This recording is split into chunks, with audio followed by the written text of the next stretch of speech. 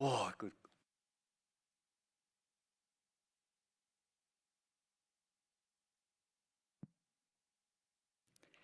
Ladies and gentlemen, good afternoon and good evening in some parts of Russia, and of course, good morning to our guests tuning in from the UK. A very warm welcome back, despite the snow and cold outside, to the National University of Science and Technology, MISIS. We are, of course, here in the centre of Moscow, and my name is Alan Moore. I'm the director of the international office here at MISIS, and of course, host of Capital Sports, Moscow's Capital FM. Our forum today is the latest of the UK-Russia University Alliance series, supported by the Cultural Department of the British Embassy here in Moscow and the British Council, and of course, with the support of the National University of Science and Technology, MISIS. Today we have before us a forum in three parts. We're going to explore the issues, the possibilities, benefits, and necessities for a better understanding and use of transnational education and, of course, the dual diploma system. In just a few moments, we're going to begin with an address by our Vice Rector for Education, Dr. Timothy O'Connor, before we begin a live panel discussion here in the wonderful, what's this called, the Tochka Innovacja, or the Point of Innovation here in MISIS. We'll have a panel discussion here, and then we'll begin our journey across Russia and to the UK. Without further ado, I'd like to ask to make the opening address for our forum today. I am honoured and delighted to have with me, and he'll be joining in the panel later, of course, as well, the Vice Director for Education of the National University of Science and Technology, MISIS, Dr. Timothy O'Connor. Уважаемые гости, коллеги, слушатели, мне весьма приятно приветствовать вас на открытии нашего долгожданного форума, посвященного транснациональному образованию. Для начала я хотел бы выразить благодарность, на самом деле глубокую благодарность коллегам из отдела культуры и образования посольства Великобритании в Москве, без которых проведение данного форума было бы невозможным. У нас в НИТУ МИСИС несколько весьма успешных проектов с образовательными учреждениями Великобритании. Например, в далеком 2010 году НИТУ МИСИС при поддержке издательства Кембриджского университета запустил программу по смешанному обучению английскому языку, которая функционирует до сих пор и показывает на самом деле блестящие результаты. К тому же в 2019 году нам удалось открыть школу педагогического мастерства, которая призвана работать над непрестанным повышением качества офлайн и онлайн образования. Вместе с коллегами из нашей школы педагогического мастерства мы обратились к коллегам из Университетского колледжа Лондона, которые имеют очень большой опыт в поддержке преподавателей и исследователей по улучшению их обучения и преподавательской практики. Специалисты во главе Саманты Шмидт предложили нам присоединиться к программе профессиональной подготовки «Международное академическое лидерство». Эта программа стартовала в конце 2020 года и весьма успешно продолжается в этом году. В этом тому, что наши дружеские отношения продолжают укрепляться, и организация сегодняшнего форума является прекрасным тому доказательством. Я верю, что транснациональное образование как раз та сфера, в которой наше взаимовыгодное партнерство может принести неоценимые плоды. К тому же я весьма благодарен коллегам-представителям ведущих, на самом деле, ведущих российских и зарубежных университетов, которые присоединились к нам сегодня, чтобы обсудить эту немаловажную тему. Мы с вами коснемся многих аспектов обозначенной сферы. Однако, уважаемые коллеги, давайте попробуем задуматься над следующим вопросом. Что же такое на самом деле транснациональное образование? Этот термин, с одной стороны, кажется понятным. С другой стороны, вокруг него достаточно много неясностей, которые, на мой взгляд, затрудняют понимание этого феномена. Да, безусловно, мы можем сказать, транснациональное образование – это входящая и содящая академическая мобильность, двойные дипломы, совместные программы. Но мне кажется, что транснациональное образование – это нечто большее, чем каждый из этих процессов, и даже больше, чем их совокупность. На мой взгляд, это далеко не теоретический вопрос, а как раз практический. Поэтому давайте, уважаемые коллеги, попробуем разобраться по максимуму, используя возможности сегодняшнего форума. Спасибо за внимание. Thank you very much, Dr. O'Connor, for that wonderful opening address. Again, it's important for us to use this forum and see how we can better work within the sphere of transnational education. And of course, to do that, we have to first understand it, as Dr. O'Connor rightly says. Now, before we kick off, we have an interesting little treat for you, because here at Muslim Seats, of course, we want to make it not just a forum of discussion, but also to relax our minds a little bit. So to begin, we have a video to explore what is transnational education, what is the dual diploma system, and of course where Russia stands at this very moment.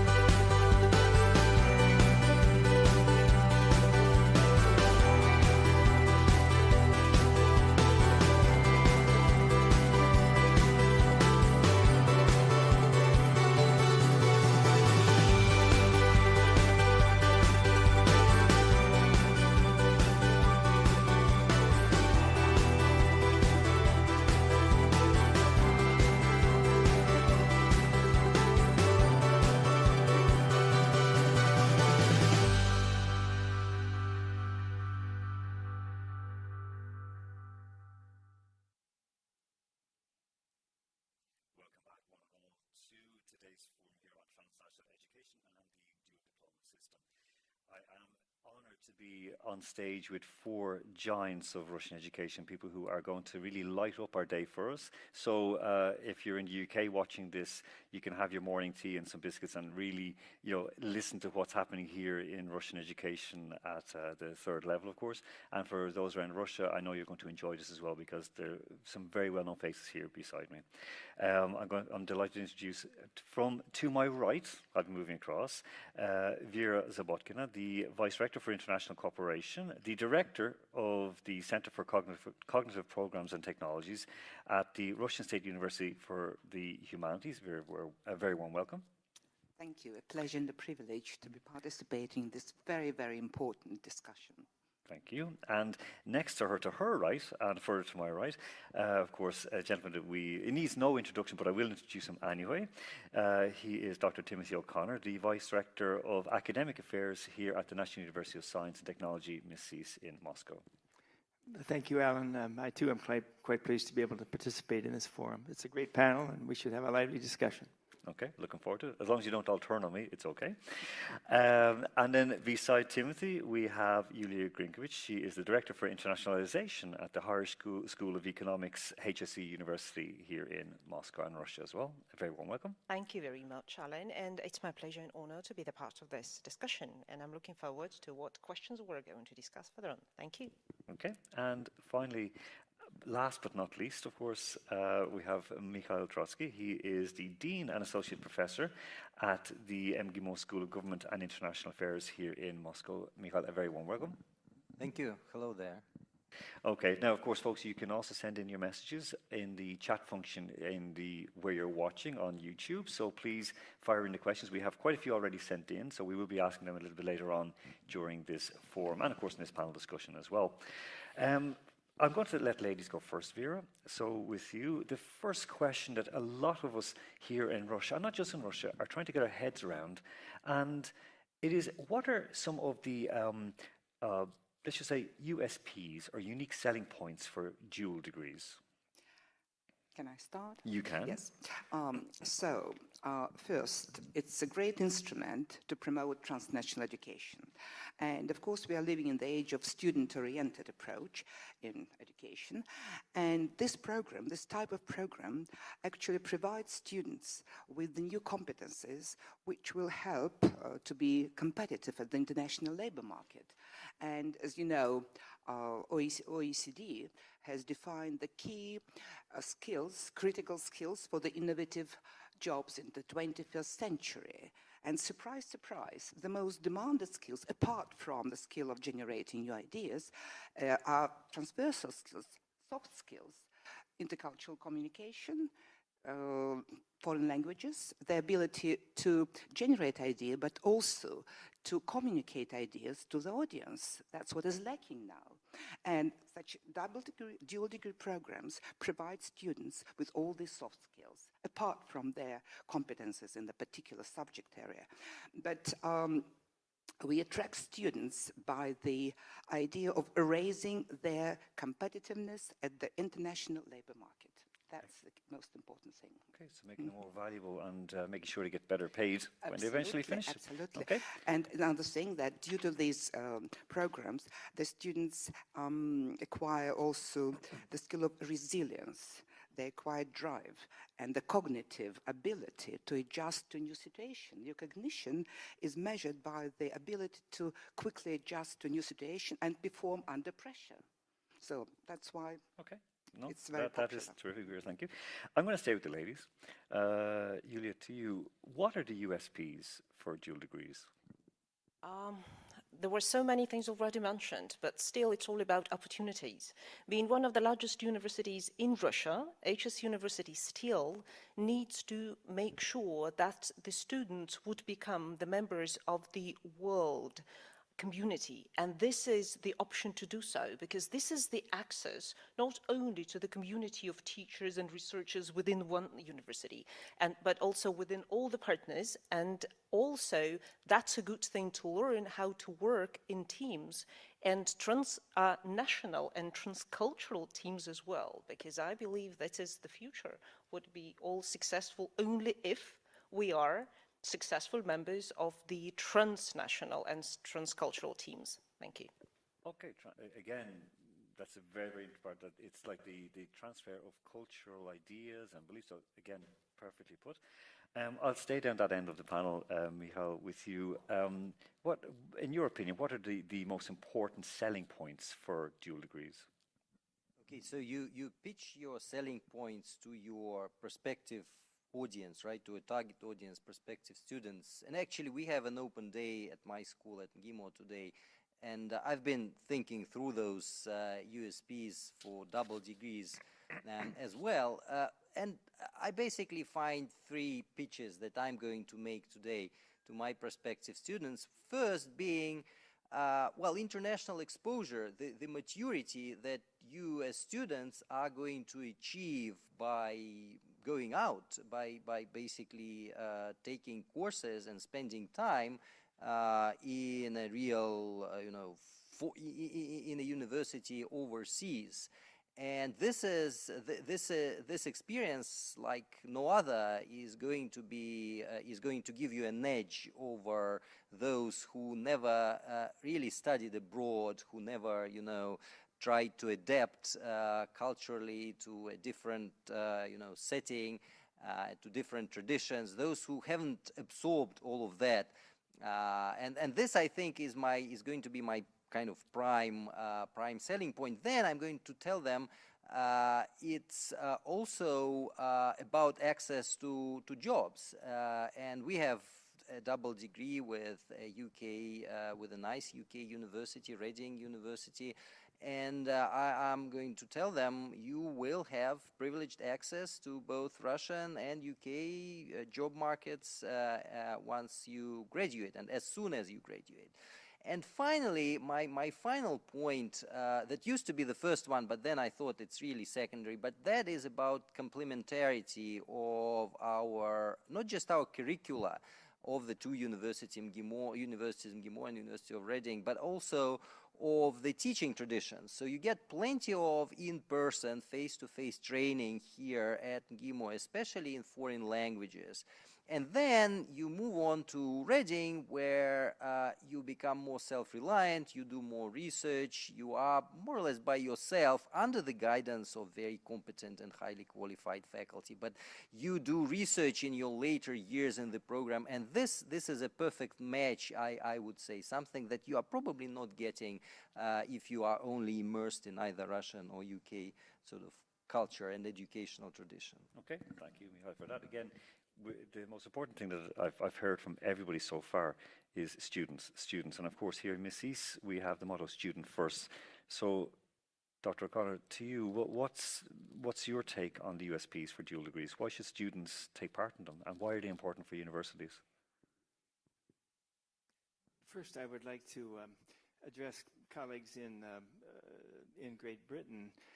I'm the only native speaker of English, well, the second, among the panelists, I'm the only native speaker of English, but my pronunciation is much worse from the perspective of good colleagues in the UK than my colleagues seated here with me. So that's, I think you can see just from the opening remarks when talking about transnational education that there is indeed sufficient language competency in Russia, not only among colleagues, not only among faculty, but of course that applies to students as well.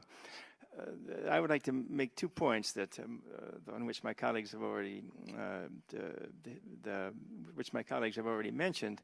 One, and thank you for the use of bringing in the term soft skills. In my view, and I know many people will disagree with me, but the real hard skills are actually communication skills, transcultural, transnational skills, and from my perspective, they ought to be. The term is soft skills. It doesn't really represent the depth of the importance of communication skills. Second, I think everyone has touched on the importance of, let's say, study abroad or interaction with other cultures, with other peoples, other societies. But besides the personal competencies that are developed, I think maybe even more important, or just as important anyway, has to do with personal growth, with one's increased self-awareness, a better knowledge of oneself and one's place in society and in the world. And Yulia, I fully agree that we need to educate and graduate, of course, citizens of Russia, but as well citizens of the world. Okay, thank you. That's a great citizens of the world. Again, it is something that we're all connected now on our little gadgets, on our laptops, our planchettes, and so on, our Google tablets. But yet, we actually don't communicate properly, like we would say in. I sound very old time right now, so I'm gonna I'm going to move away from that. Bringing up the language skills, Timothy, is important, of course, and I'm going to come back to start with you on this one. When we're looking at degrees, of course, we're talking about like English language degrees now because we're linked with the UK. But what benefits are there in a bilingual or dual degree? I mean, should we also have degrees where students from the UK have to learn Russian for a year or half a year, and then vice versa, Russian students learning English? What's your opinion on that, Timothy?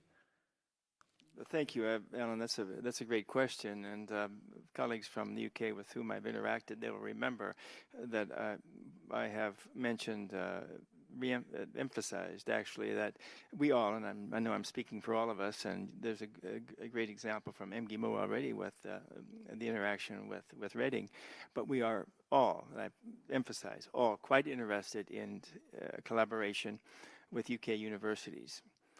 And so, I would like to mention that we really need the collaboration to be reciprocal. That is, I'm a great believer in international education and in study abroad and exchanges, however you want to define the terminology. As long as the traffic regarding both students and faculty is two-way, so that, yes, we want our students to go out, but we also want our students to come to Russia, to come to Moscow. This is really, truly one of the greatest cities in the world with enormous cultural attractions. And in my view, I know that, yes, English is the universal language, but nonetheless, UK students, and faculty for that matter as well, if they really want to do research here, should learn at least some Russian. I don't expect fluency, but they should at least engage in the Russian language and culture. No, again, it was proved, for example, 3 years ago when the World Cup was held here, that any little bits of Russian that fans were encouraged to learn some Russian words, even spasibo, thank you, or privyet, hello, and it worked. It worked. It actually won the hearts of the people. And again, that goes the other way as well, that if you have some English, then it helps as well. I'm going to, Vera, you beside me, so I'm going to ask you the same question. So what are the benefits, and do we need to have a little bit more of a look at the bilingual dual degrees? I am essentially a professor of English, first and foremost. Of course, we are all here promoting lingua franca, modern society, global society. But, you know, I have experience of coordinating dual degree program within Bridge Project, which was some years ago, wonderful project initiated by the British Council. And we had this dual degree with UB, University of West of England, in English language teaching. And of course, the majority of our students went there to Bristol, and nobody came to Russia. But it was about 15 years ago. Now it's different, and we are cooperating with University of Central Lancashire, and a group of students came to our university last year. We are cooperating with the Institute of Advanced Study of University of London, and of course we are just about to sign an agreement with the Institute of School of Slavonic and East European Studies of UCL in London. And of course, the most important thing is that language, both Russian and English, brings together two cultures, because language is part of culture. It is element of culture, component of culture. To understand your own culture, you have to map it on the frame of the other culture. Bakhtin, our Russian scholar, once wrote, to understand yourself, you have to understand the other. And that's very important. You understand better your own culture through exposure to foreign culture. And in order to understand the foreign culture, you have to map it on the frame of your own and vice versa. This is a very important thing because, of course, the system of values are sometimes different, but through the language, you are becoming closer, and the system of values are really becoming closer. Though we are facing the changes in the system of values nowadays, but it's very interesting to follow these dynamics, and it's only through bilingual dual degrees that we can really penetrate into the essence of these things. So language is not only a language. We translate not from one language to another, but from one culture to another, from one world to another, from one conceptual worldview to another conceptual worldview. That's why I am for just bilingual programs. Two-way traffic is, Yes, is important as well. traffic, absolutely. Michal, I'll move on to you for the same question. I mean, you have the excellent degree link with the University of Reading, beautiful town in England. How is the success in building a bilingual degree and getting students back across? Do you see like success in that sphere? Well, our degree is not bilingual. It's taught entirely in English. And of course, the answer to this question of whether bilingualism is warranted here, I think it depends on on your major. And also on whom you are looking to recruit to that program, as long as you have to achieve economic viability. And this is what I'm struggling with all the time. We don't have sponsors, so yeah, we are only as good as our students are ready to pay for their education in this program. So I don't really see how that program could possibly be made bilingual, given that we are recruiting internationally and we have students in the double degree from I wouldn't say from all across the world, but certainly Europe, Africa, Asia, and there's no way we could use Russian as a language of instruction there. It should all be in English, and of course, international students, non-Russian students, while they are in Russia, are offered intense training in the Russian language, and of course, their exposure to Russia is one of the factors motivating them in this program. So they are learning Russian pretty intensely and they are becoming fluent, but the language of instruction still needs to be English, unless this is a program in linguistic where there's a special value you put into students being exposed to the Russian language. But I don't think you are going to find plenty of paying customers for such a program, unfortunately. That's, again, it is very specific question. And I'll stay with you, Michal, for just one moment. Rima Dimitrenko from school number 22 has asked about, for the programs, are there budget places or like scholarships available for students to, is that one of the issues when you say about finance, that there's not enough support? Unfortunately, Yeah. we cannot pay for this. It's fully, self-funded. You fund yourselves, including the fees that you pay to the British partner universities. So unfortunately, the bar is pretty high. But we are still recruiting dynamically.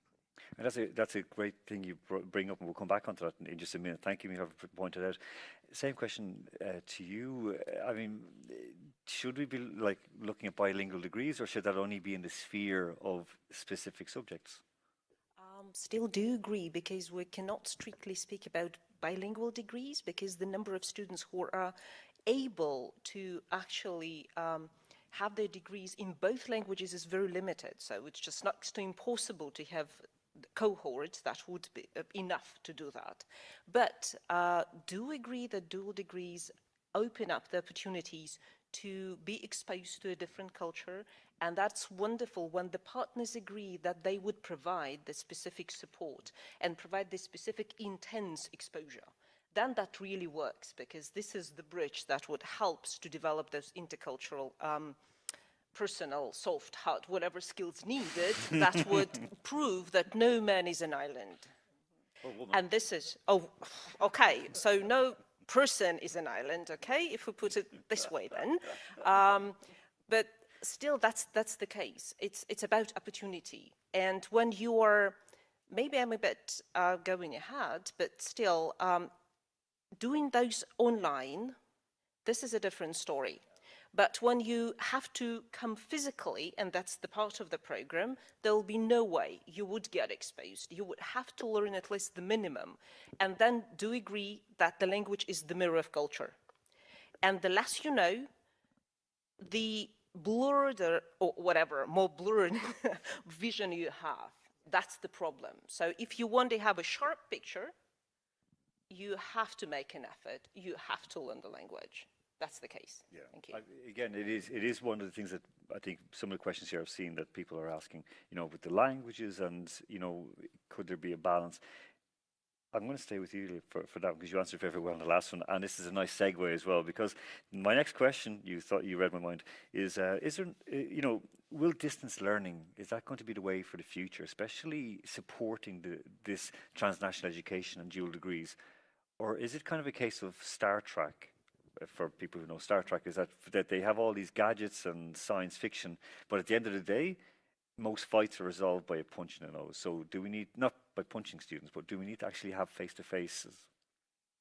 But this is all about, until we keep our physical bodies, that will, the bottom line would be how we react in the very small location we're at, here and now.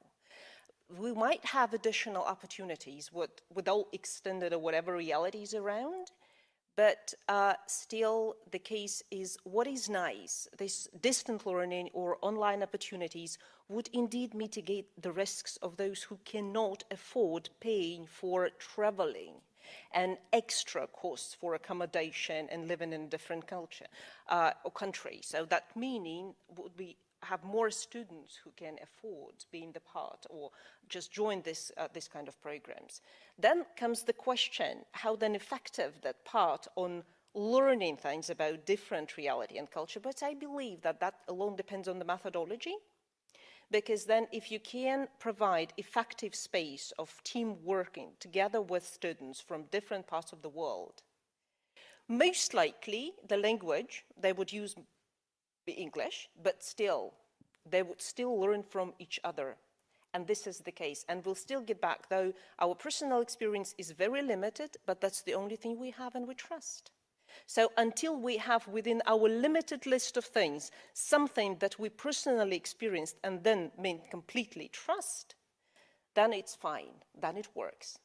Okay. Again, the cross-pollination of ideas, cultures is so important. So perfect. Same to you, Timothy. What, is distance learning the future for dual education? From my perspective, of course, there's a strong role that distance learning can play, and we at Nasmisis were able quite successfully, to move to in the spring semester of last year to a distance mode, in part because of our long-time collaboration in blended learning with the Cambridge University Press. That gave us a real solid base to be able to make the transition. And without that prior experience, I think we would have had, more difficulty. We would have still accomplished the task, but with greater difficulty. While I believe that there's a role for distance learning, I would not like to see us go totally the way of remote or distance learning. I think there's great value in personal interaction, face-to-face interaction, and some combination. Again, blended learning, that's fine. But to take away the university atmosphere, the community relationships that develop, one can do that via distance technologies. But once again, from my experience, talking about international collaboration, maybe colleagues would disagree with me, but I don't think it would be possible to start up with someone wholly via distance means. I mean, if you use the correct term, the correct word, trust. International collaboration is based wholly on trust.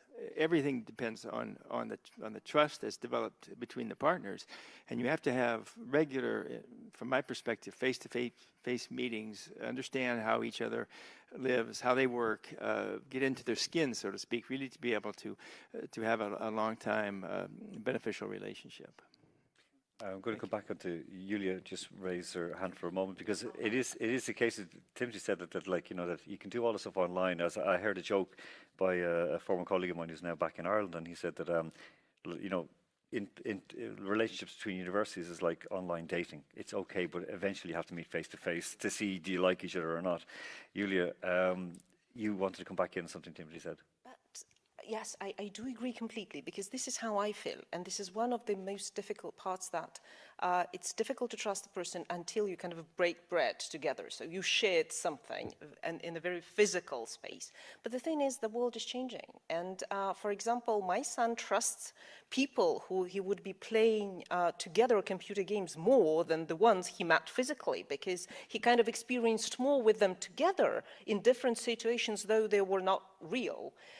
So this is changing. So from that point of view, we might switch our perception from having this kind of physically some food together or something, a physical meeting, to some other experience where, again, a lot depends on how well we understand each other. And from that point of view, I believe HSC University is trying to be, again, the first one, because we'll be introducing 6 more completely full online programs, degree ones, next year, and we have one working already. Several of them would be together with the British universities, by the way. Oh. So, and this is, I believe, the opportunity for quite a number of people around the world to join that particular trend and really benefit from that.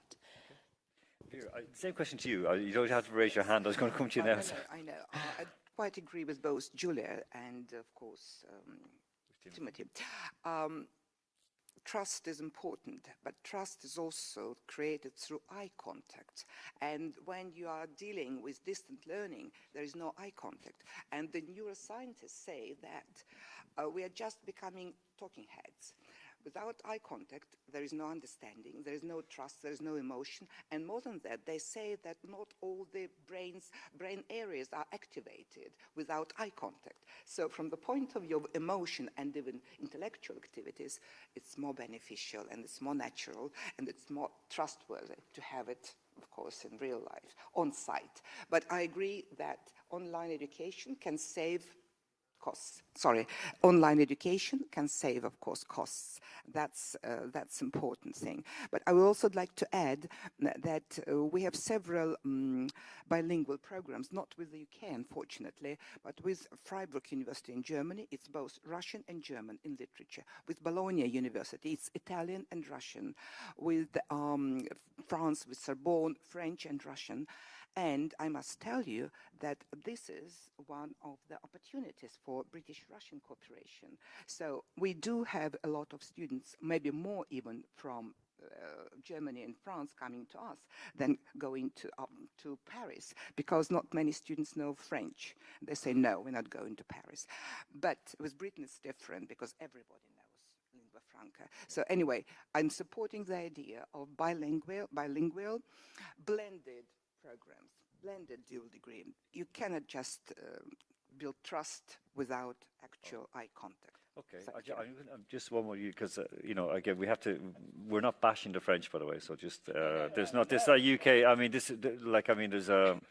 I'll just make it very, very clear from now, because there's a good relationship as well with France, with Russia as well. Michal, we're giving you so much information and content that you can use to sell your programs in MGIMO today at your Open Doors Day.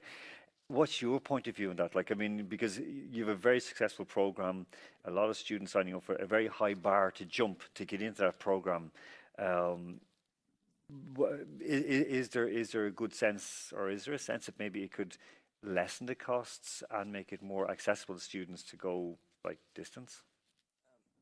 Okay, so clearly you can go online for parts of your curriculum, and that has just been shown by this pandemic situation, and all our universities, I understand, have successfully went either fully or partly online. Then you can also run degrees fully online, although that's going to be cheaper for your customers, as long as one online credit has so far been worth less money than a credit taught in person.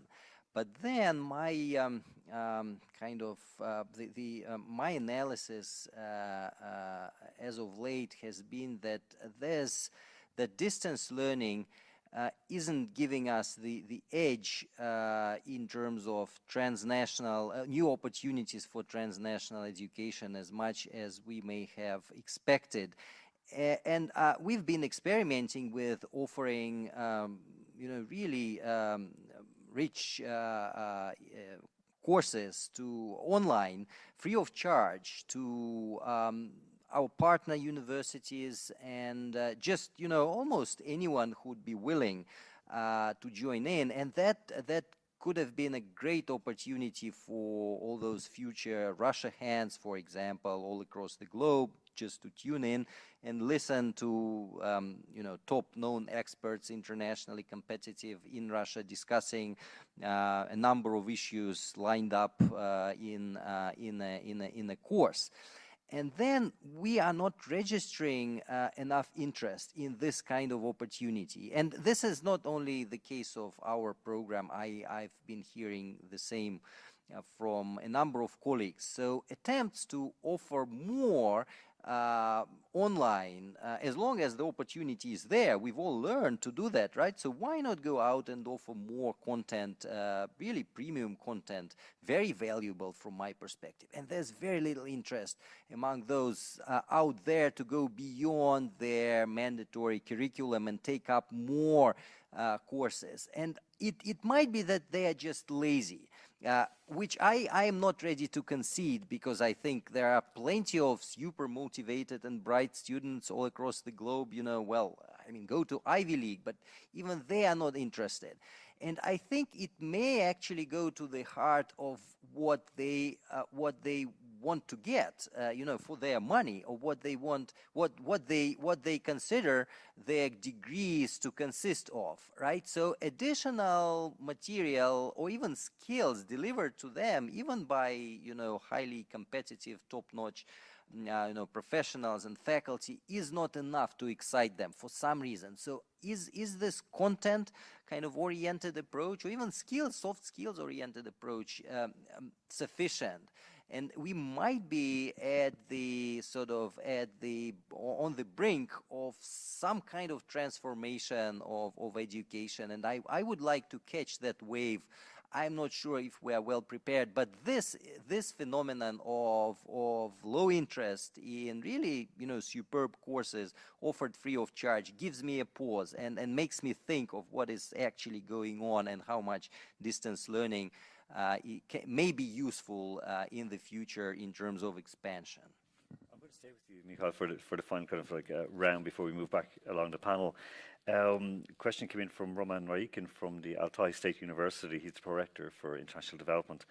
And he asked for the perspectives for aspirant students, for example, because we're speaking about, could be bachelor's or master's, but what about for aspirant students as well, for the transnational education? Because again, it's something that's very, very needed here. And also to follow up on that, there's a question came in very, very well thought out about the financial issues of it. And I mean, how much does finance have to play in the whole approach that we take and the reaction from students?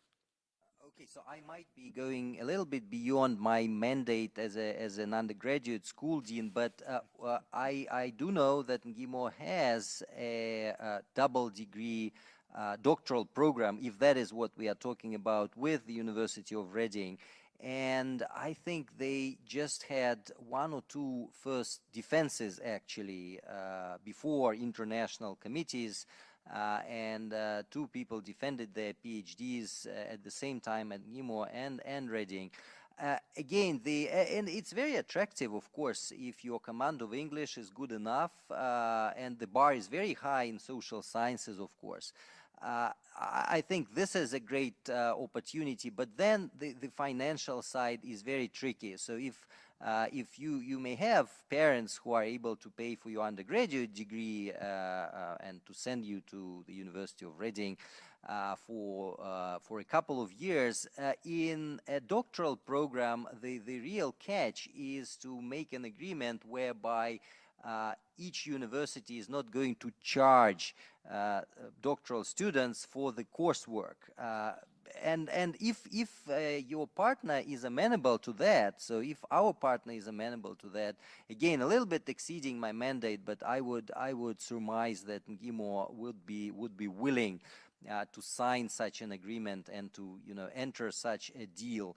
But again, it's all about collecting fees. So if anyone is willing to accept our students on reciprocal basis in this doctoral program, then it can fly. Otherwise, it's kind of difficult to pull that off with foreign partners. Stay with you because, of course, that question, the question on finance came in from Alexander Makarenko, who's a docent in NGU, Moscow State University. If you want to cover that as well, because I know you wanted to jump on the last one, but also for that one in terms of the financial approach. Beyond my mandate, but still this is a very important thing, because in terms of doctoral programs, it's not about the conditions where students wouldn't pay, but also actually get money for living, because we're talking about people who are at the age of having families and actually decide about their future careers. And this is the very question of the future of academic career per se. Because if you want them to concentrate on their academic development, it means that they have to devote themselves fully to that. And this is, I would agree, would only work if we can get some kind of, I don't know, nationally based or internationally grants for that programs. Because only then that would be an opportunity and really a beneficial way to both partners who would be within the program. That is the question that come in from quite a few people about financial support, because again, it's a very difficult topic that we have to face here in Russia on a daily basis. We want the students to go abroad. We want to take the students in, but we don't have resources very often to support the students who are coming in and, of course, to send them out. Timothy, same question to you. I mean, there is that kind of bite between what we want to do and what we can do, and especially for aspirants as well. I fully agree that there is a, as you put it, a bite. There is a real, there can be a real a gap, a tremendous gap between what we would like to do, our aspirations, and what financial and other realities dictate that we must do. Bluntly put, study abroad, or using today's terminology, transnational education is expensive. There's no doubt, and we haven't even talked about the preparation that goes into the linguistic preparation alone that goes into the matter. So it's not just the commitment and the motivation on the part of the individuals, but Mikhail, I think, pointed out correctly, it's one's entire family that has to become involved, and I think that's true not only of Russia, but from other parts of the world, and including the UK.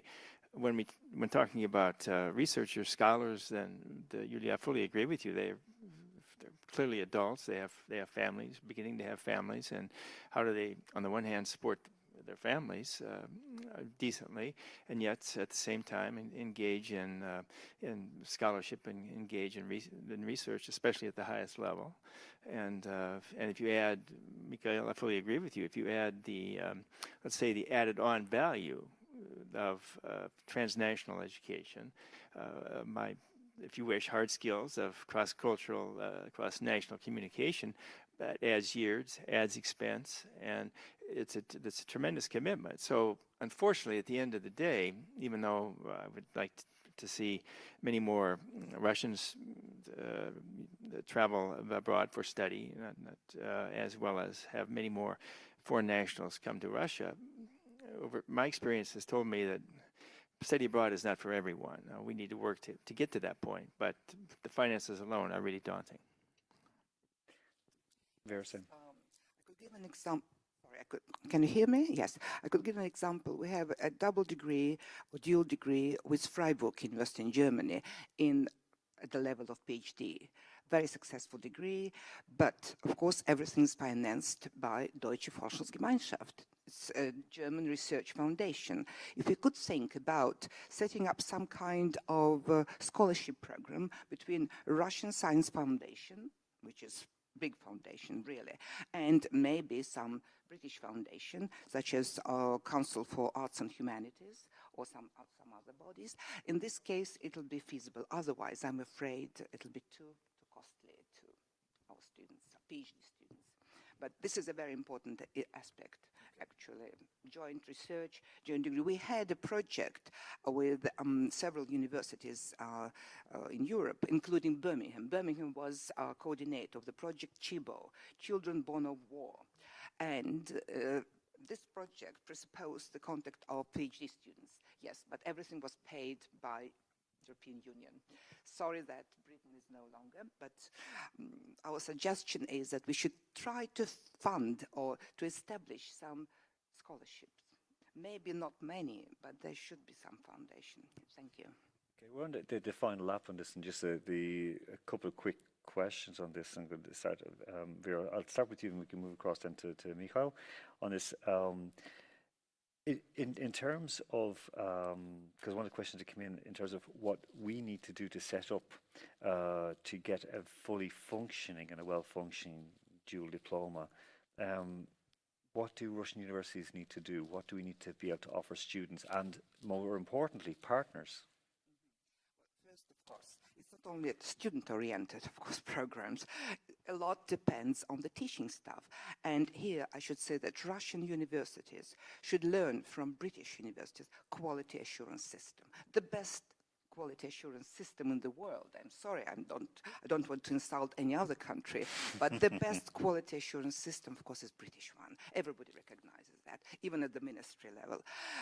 But we need more involvement of our staff and more preparation, and maybe students are more open than the staff, because some world-renowned, world-class professors don't speak English. See, that's important, and then refuse to do it. So that's a very important issue, that we should really rethink internationalization or transnational education in terms of staff as well, and joint assessment systems. And of course, we need more emphasis and more efforts in the terms of recognition. Before this, we discussed with my colleagues from other universities that sometimes Russian university does not recognize the marks which were received abroad.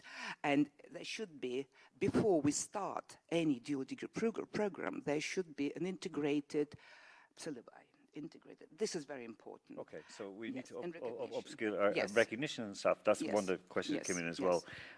I'll name first one. I'm going to now just wrap up, so I want to give Virs an extra moment there, but this I'm going to start with a gentleman. Yeah. I'm going to start with Michal, because he was one of the last speakers. And just want to ask you, what can you advise Russian universities? Okay, we'll tell the UK watchers to just not worry. We're going to speak about Russia for a moment.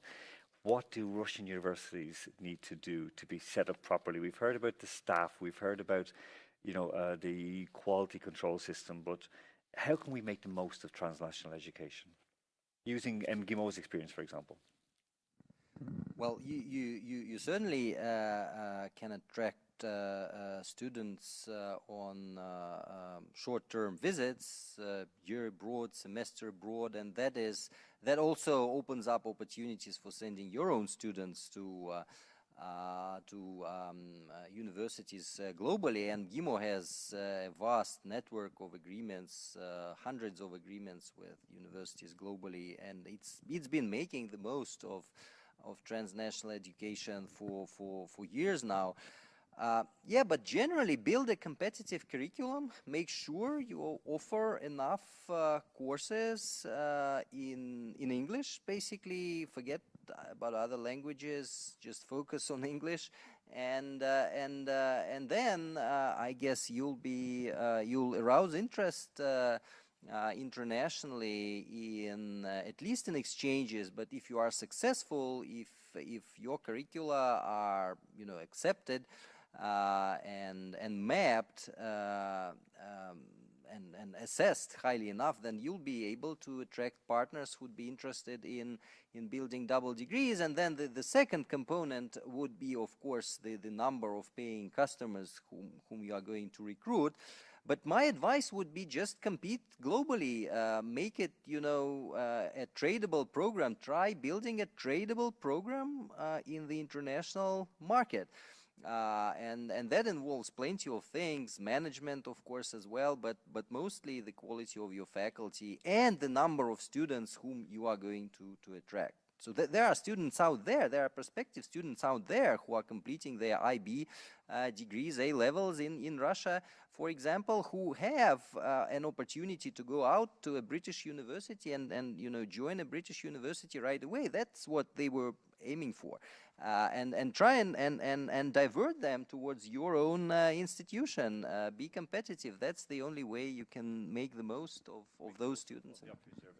Timothy, to you. Thank you, Alan.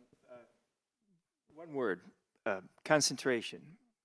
Concentration and more concentration. That is, while I agree with Mikhail that we all have hundreds of MOUs, most of which just have no meaning because they're impossible to implement. There are too many. Pick, select carefully, really carefully, thoroughly research the selection process by which you target the institutions abroad, and emphasize to them that you're in them for the long term, over at least a decade. Otherwise, from my perspective, there's no point even in starting. And with appropriate concentration, focusing on a limited number of partners, especially once talking about dual degree, joint degree programs, that requires even more concentration from my perspective. Also, start small. Start small. Alan, perhaps as you remember, we have an excellent joint student project with the University of Paris-Saclay. 2 weeks in the summer, here and there, and that has led to other opportunities. You may as well need to begin with research. Once you can do a project successfully, then building trust as you go, then you can do another. But think long term, concentrate, really focus. Okay. You're itching to get in on this one, so I'm going to let you straight in before we close off with Vera. So how difficult your job is, Alan, because there is I'm trying so to control many the time things. as well, Yeah, so and I know we need to work against time. So, but still. So quality assurance first, prioritizing then second. What I would say, and again, as from my humble opinion, because I'm not the one in charge at my university for that, but please don't neglect the online opportunities. Because, for example, HSC University has 47,000 students, but through 150 online courses on national platform on Coursera, we attract 3 million students. And that's different. That's the huge difference in numbers. And then there is one more thing, what we need to concentrate all together, because actually transnational education, or here dual programs or joint programs or something, first of all, we need to identify and not get lost in translation what we're talking about, specify it, because it has to be very, very specific. And then we're not just working across borders, it's working across legal systems. And this is still a lot to do about that. Partially that was already mentioned, but still that's the case. We need to make sure that it's feasible and doable, and that is easy for the students and the higher education institutions to do that. okay, thank you. Very concise and very, very pointed as well. Thank you. Vera, last words to you. Well, we hear the word competitiveness, yes, but there is also competition, but there is also communication. So I agree that we are now on selling points, we are concentrating on that. But what is important that dual degrees promote your personal growth. Timothy mentioned. After all, in education, we don't only provide students with competencies, we provide them with opportunities to develop personally, to be a richer person. And of course, dual degree offers this opportunity. That's the most important thing. And we at our university are concentrating on the special atmosphere which motivates students for dual degree participation, and we motivate also professors. So question of motivation is very important. How do we motivate professors, staff, and students? I would like to introduce motivation. Okay. Apart so motivation, from competition, yes, competition is important, and competitiveness at the labor market is, of course, one of the key factors, but also motivation. Okay, Thank so you. I guess the key takeaway is take part in transnational education, do dual degrees, and you'll be getting more money when you finish up your education. That's you can take that to the bank. Mikhail Trotsky, Yuri Grinkovich, Timothy O'Connor, and Vera Zabotkina, thank you very much for your time today. Thank you very much. Thank you. Okay, folks, we are going to start very, very shortly the second part of our forum. We're a little bit delayed, but again, when you have great company like this on stage, when you're getting great advice of this, it's good to dig a little bit deeper and to get the expert knowledge that is going to help us all improve the relations between the UK and Russia, especially at the university level. Now, while we all focus on the merits and potential of transnational education, we have been speaking about students and being student-centric and being student-first, of course, as well. And, you know, we do sometimes lose a run of ourselves when we look at being competitive, but we want to also have the conditions right for students who are going out and coming in to make it smoother and, of course, to make the experience better, because, of course, as my colleagues have said, that this is most important, that what they gain from it, from the cross-cultural pollination and the interaction is so, so vital. To build up for that here in Missis, we've opened and founded the International Student Council, and I think it's something we can all work on as well. So before, as a bridge before part 2 of our forum today, here's a little video we made about it just last week.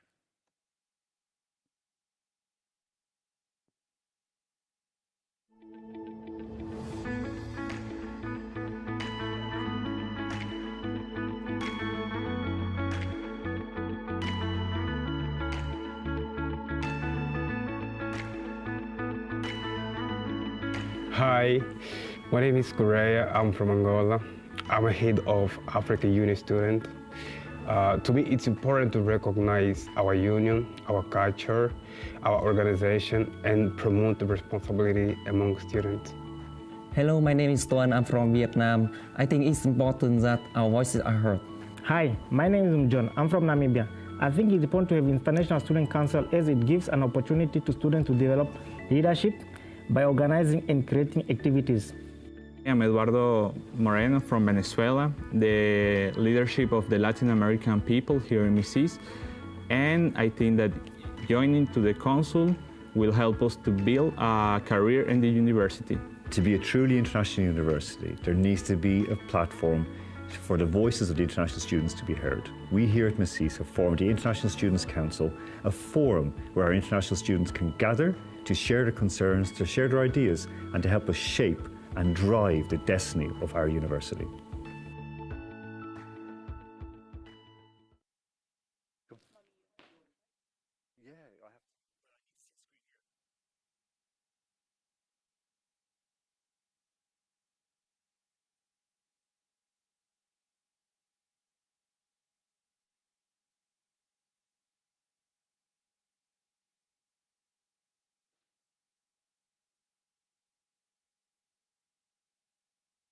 Is there a screen, folks?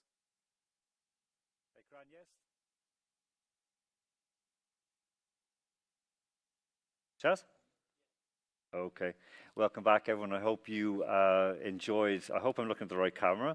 I hope you enjoyed the little last piece of video. Again, it's important that students are welcome not just by people from their own hometown or homeland, but also by students who are, you know, as we all say, we're all in it together. To start off the second part of our forum today, I'm delighted to welcome the Head of Strategic Planning and Development at the St. Petersburg Polytech University of Peter the Great in Russia, Maria Vrublevskaya. Maria, a very warm welcome to our forum today. Hello, everybody. I hope my presentation will be kind of a nice bridge to the talk that you had already. Could you please give me the right? Yes, now I hope everybody can see the presentation. So hello from St. Petersburg. It's sunny outside, but it's chilling down, freezing. To be honest. Do you hear me? Go ahead, Maria. Yeah. So my talk will be about social and reputational effects of transnational education. I think it's quite important to understand for our marketing teams and for the administration of the university through motivation of the international students and local students, both target groups, to come to dual degree diplomas.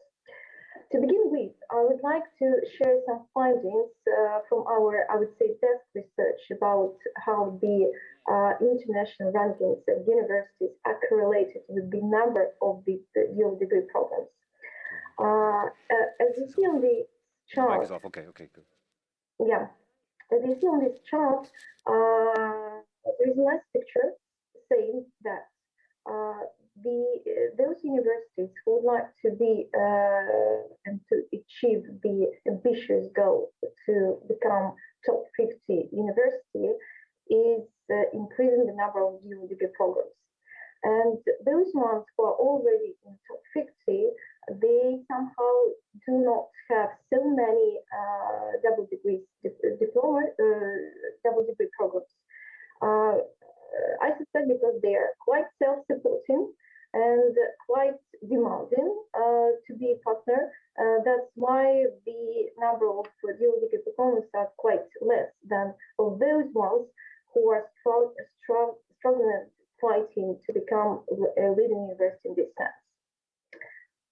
Getting further, what we have found out, when we have checked the size of the university and the continent where the university is allocated, we found out that there is quite a number, a very big number, I would say, of the universities coming from Europe who have quite good number of dual degree programs. So they are doing all the best to be marketable and to be highly demanded on the global market and attractive for the international students to come. And as we see here, widening access to quality higher education is a strategic policy for the universities in many countries.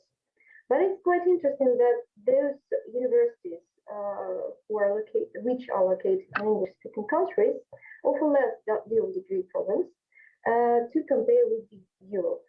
And the most representative by number of programs are the universities with the number of students, total number of students, higher than 10,000 in total. We have found out from the NICE British Council research some figures which we have learned from the opening talk about quality assurance of program and provider mobility, which is the very important and significant component for the students and for the countries to deal with when we talk about the strategies of how to streamline the policies of transnational education tool. So this research is about the mainly government and policy documents which say and state what kind of activities have been made since, I don't know, 4 years or 5 years time past for the country to be marketable and to be reputed for the international students to come to different countries. As you see here, America's quite surprisingly for me, like behind the countries with strong international policy support. So if you compare with Europe, and which is very interesting here, if we talk about Bulgaria, the country which is represented by highest scores for 3 components: quality assurance, recognition of foreign qualifications, and number of programs and provider mobility. As to our country, Russia, we have some gaps with the recognition of transnational education qualifications, which is quite a point for us to continue with and to have a discussion and profound talk with the government officials to continue our strategies. So we see the positive relationship between quality assurance and inbound mobility, as you see here. Behind inbound mobility, the better quality assurance is. So it's quite understandable and expected, to be honest. And it's quite interesting when we take a scope of the documents and those activities that have been made in different countries and just consider them as the relevant bridge to become more competitive, to have more competitive higher education sites in the country. We see that Russia did a great job within last 4 years, and it's quite pleasant to notice here for us. When we talk about the dual degree program, definitely we understand and we talk a lot about faculty itself and the quality of the programs and education, but we talk about possibility to have collaboration in terms of research. And as you see here, there is a point for Russia to still continue and move further in terms of developing our collaboration with international universities. And here, transnational education, especially at master's, I mean at postgraduate level, can be quite a nice step and very significant tool to develop this issue. So on this chart, you see the correlation between the percentage of total research collaboration versus field-weighted citation impact. And Russia is now on the default. I'm not talking about the universities who are in the 5-on-5 league, but if we take totally the more than 700 universities in Russia, so we see this kind of a picture. To continue with, we can say that in overall countries are much more supportive for visa policies for global talent and for the postdocs coming to different countries, and less of funding. So money, it's all about money. It's just a real barrier for the talented people to come and to be mobile within countries. This is a question that should be decided. When we talk about transnational education, definitely we will see the KPI in part first, and we talk normally about inbound mobility ratio. And we have come across with a nice and interesting, to my mind, research made by two universities, one from the US and another from Italy.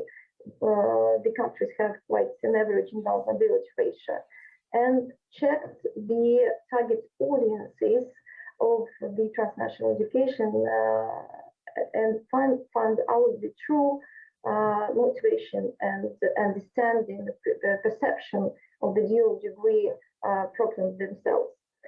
So talk about social effects, and when the students, not students, alumni, yes, were asked why you have chosen and whether you are satisfied with dual degree programs. So practically 100% said that they would definitely recommend dual degree programs to try to other students. And 87% were personally satisfied with their job and said that they feel great value for dual degree programs rather than if to compare with the conventional one. As to employer group, which has been asked as well about those students who came to their jobs being a dual degree graduates, they said that they feel competitive and marketability of these students very strongly, and they consider that they are more effective leaders, and they have better developed team working skills as well. But it's quite interesting and surprisingly for me to identify that when we talk about the students who were in Europe in Italian university, but there were some students from Germany and Belgium as well, and Italy mainly, said that mostly their motivation was to have intercultural experience, which is highly important, and some said that learning language was quite beneficial for them. And everybody says about self-confidence, which gives such kind of experience to them as well. If we take alumni group, they said that they do not see real increase in their marketability, but they started and they developed such kind of competencies as communicative skills, social skills, and ability to think in different ways, which is very important. And they said that broad mind is quite important outcome of having such kind of education and being a dual degree graduate. Surprisingly enough, a smaller group in Europe said that, and they indicated a level of reticence in hiring dual degree program graduates. So they said that those ones who tried an international experience most probably will try to be more mobile, and they are mostly interested in those ones who are likely to stay for their jobs. It's quite curious. I don't think it's standard, but still it's quite important to notice. Definitely all group target members, they said that the students coming from dual degree programs are more marketable and they have quite vivid and bright competencies to show, and they are quite compatible. So I'm just finishing up with 3 more slides about another research saying which is exact rationale for choosing the transnational education program, which is more about professional skills and career development, as they found out. And it's quite important to highlight that second and fourth rationales address the perceived importance of the qualification research. And it's also important to note that for those ones who choose dual degree programs, it's highly important to see the prestige of transnational institution and overseas education system, and that's why that's how they make a choice towards a country, towards the university. And that's why we have started our presentation with the international rankings desk research. As to positives, main positives for the students coming to dual degree programs, we see such kind of issues as English language skills, international outlook, and definitely capacity for collaborative research and wide range of programs as well. Those negatives that they highlighted and underscored somehow in different kind of target audiences, we see such as definitely high cost for students. It's again about money. This is a major barrier towards the choice coming to dual degree program into different kind of universities. But still, there are such quite negative and drawbacks as lack of official local recognition, which is a point for the governments to work with, and limited campus student experience, for example. So it's just to highlight and have a kind of a look at. If we talk about skills that normally students enhance, all these peer groups and alumni say that analytical thinking goes first, and international outlook and intercultural experience gives some kind of self-confidence to students and understanding how to tackle different kind of problems arising during their jobs. And it's quite surprising that English language skills and other language skills are not that important. So I would like to thank you for the invitation, and I would like to stop my presentation right here. I hope I was within the time. Maria, we're just up on time. If I just want to ask you one question to wrap up, because I mean, this has been absolutely like opening a new world for me right now. And what you've just presented, it's absolutely fantastic. I want to ask you one simple question, because thank you so much. You really have started off our forum, brilliantly. And my question is this: how important for students is the prestige or the perceived prestige of the partner university that takes part in the dual degree program or in the transnational education? I think that this is highly important, and it's no secret that normally, and I've come across with the recent research that Times Higher Education actually did for us, saying what exactly is important for the students while choosing the university.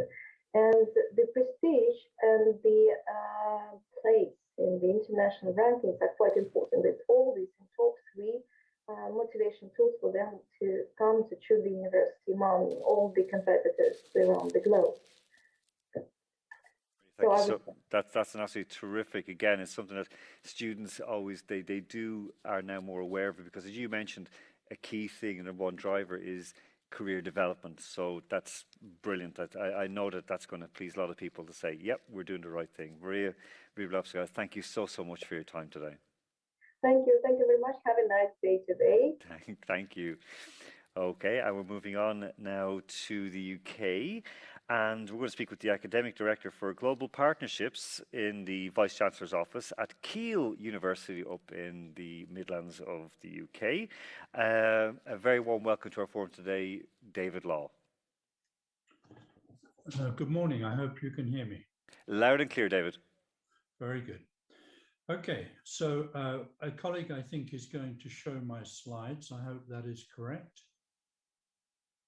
We should. We're waiting for you. Well, you look very well today, David. You look healthy. I just had my first jab for COVID, so I'm very pleased. Oh my goodness! I mean, I'm not even. I don't ask any questions about that. But you haven't mutated, or nothing has happened to you yet. No. I've been healthy, and I have thoroughly enjoyed being able to work at peace during lockdown. Oh, that's great. Okay, colleagues, if we have his David's slides, his presentation ready to roll, and then we'll have a nice 10-minute presentation there. I have a couple of questions already in waiting for you, so we'll get this nice and brief. Okay, so I can see the first slide up now. Good. I apologize to you. I probably have too many slides, and I'm going to need to go through these fairly quickly. But I'm happy to have further meetings with any colleagues in this room at any point to talk over the content of these slides. So can we move on, please? Next slide. Thank you. So I'm going to begin with a little introduction about myself, and then I'm going to talk about UK TNE and locate TNE in a context of the internationalization of HE, and then some points for conclusion. And the next slide. So I've worked over about 50 years now for 5 British universities for our quality assurance agency, and I've been an independent consultant. So I'm hoping that I'm speaking from a fair amount of experience. And the next one, please. Next slide. My most recent experience is leading a big project about transnational education in China. And the lessons I learned from this, I think, are very interesting and transferable to the discussion that we're having today. The Chinese policy has been one of upgrading the competitive position of their university sector. And I think this has some serious connections with the policies that have been followed in Russia. It taught me a lot about motivation, and that's the thing that I'm going to speak about today. So the next slide, please. The UK university sector is obviously a big sector. It's a very international sector. It's a sector that, even if you're working within it, is difficult to know and fully understand. And the next slide.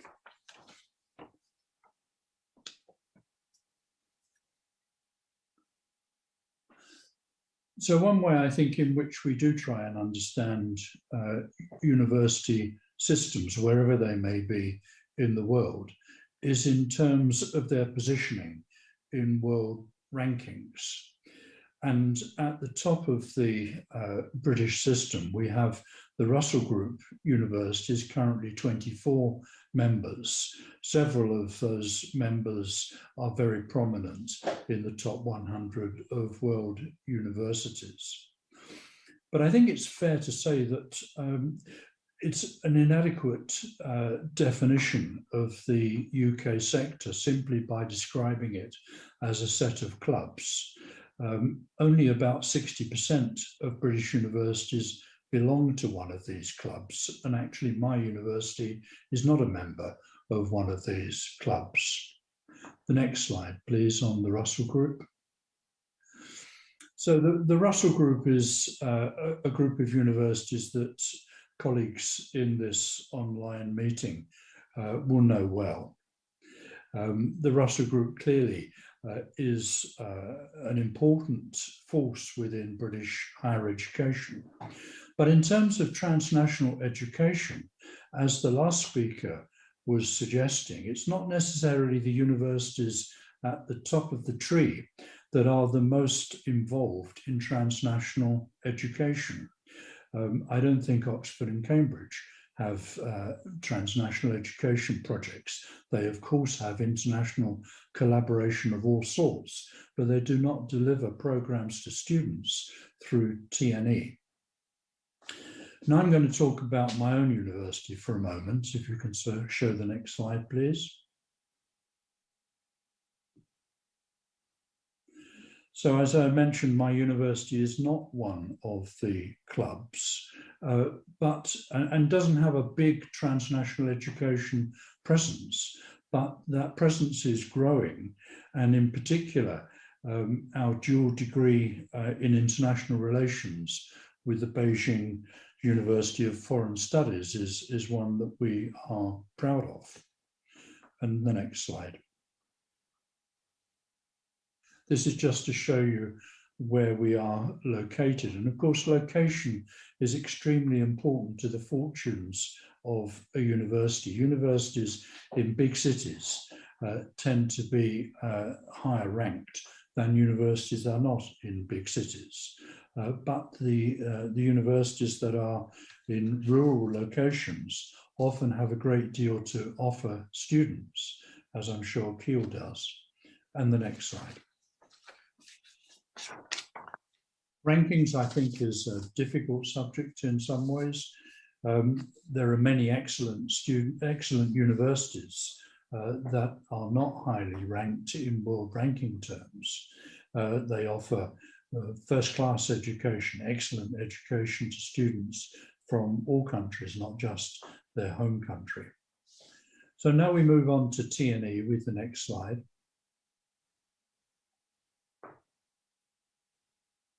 The next slide, please. Thank you. So TNE is clearly extremely significant, extremely important. This is just a very basic proposition about what it is. So we move on to the next slide. And I want to talk about where UK universities are offering TNE. And the next slide, please. Russia is a big and important country, but for various reasons, it's not a big target for UK TNE. As you will see from this slide, Asia is the most important region, particularly East Asia, China, and Southeast Asia, Malaysia. About 50% of all British TNE student registrations. And Russia only figures in this small category called other. 3%, Russia is a part of that group. But this could change. I think it probably will change. And I think the ambitions of Russian universities are likely to see British TNE becoming more important in your country by invitation, of course. And the next slide. So there are many complexities of data which I don't have time to go into. But to talk in terms of the overall numbers of TNE registrations in Russia, UK TNE registrations in Russia, it's something like 6,000. It's less than Bangladesh, but it's more than Uzbekistan. I think this is going to grow. The next slide.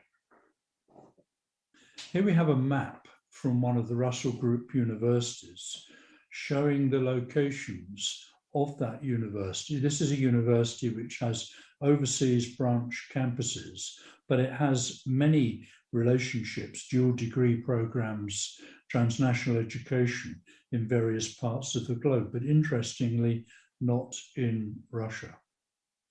Now I want to talk about the University of London with the next slide, please. The University of London is the most important of our universities operating in Russia. The University of London, in its worldwide programs, which are programs now that are quite carefully integrated with the constituent colleges of the University of London. So big players like Queen Mary have many TNE students via the University of London worldwide program. 37,000 TNE students worldwide, 62% in Asia, 2K in other Europe. But the biggest component of that is undoubtedly Russia. And there are teaching centers at 8 Russian universities. And I noted that these are not just in Moscow and St. Petersburg. There are centers in other parts of your country. And blended learning is extremely important to the way in which the University of London operates. It's not simply a distance learning provider. The teaching centers offer a form of blended learning, which is extremely important. So let's move on to the next slide and look at some other UK data. There are 142 higher education providers from the UK operating with TNE students in various countries. So this means that it's very comprehensive within the UK system as a whole. Over 400,000 TNE students on UK HE programs worldwide. And I'm sure this will grow. And one of the reasons it will grow is, of course, because of the pandemic. So move on to the next slide, and I'll talk a little bit about operational models. Too much detail here for you to grasp quickly, but the important thing is that there's a variety of types of TNE. And today I think we're mainly concerned with dual degrees. But I hope the slides will be circulated, and I hope that colleagues will be able to look at this in more detail at a later time. Move on now to return on investment. The next slide, please.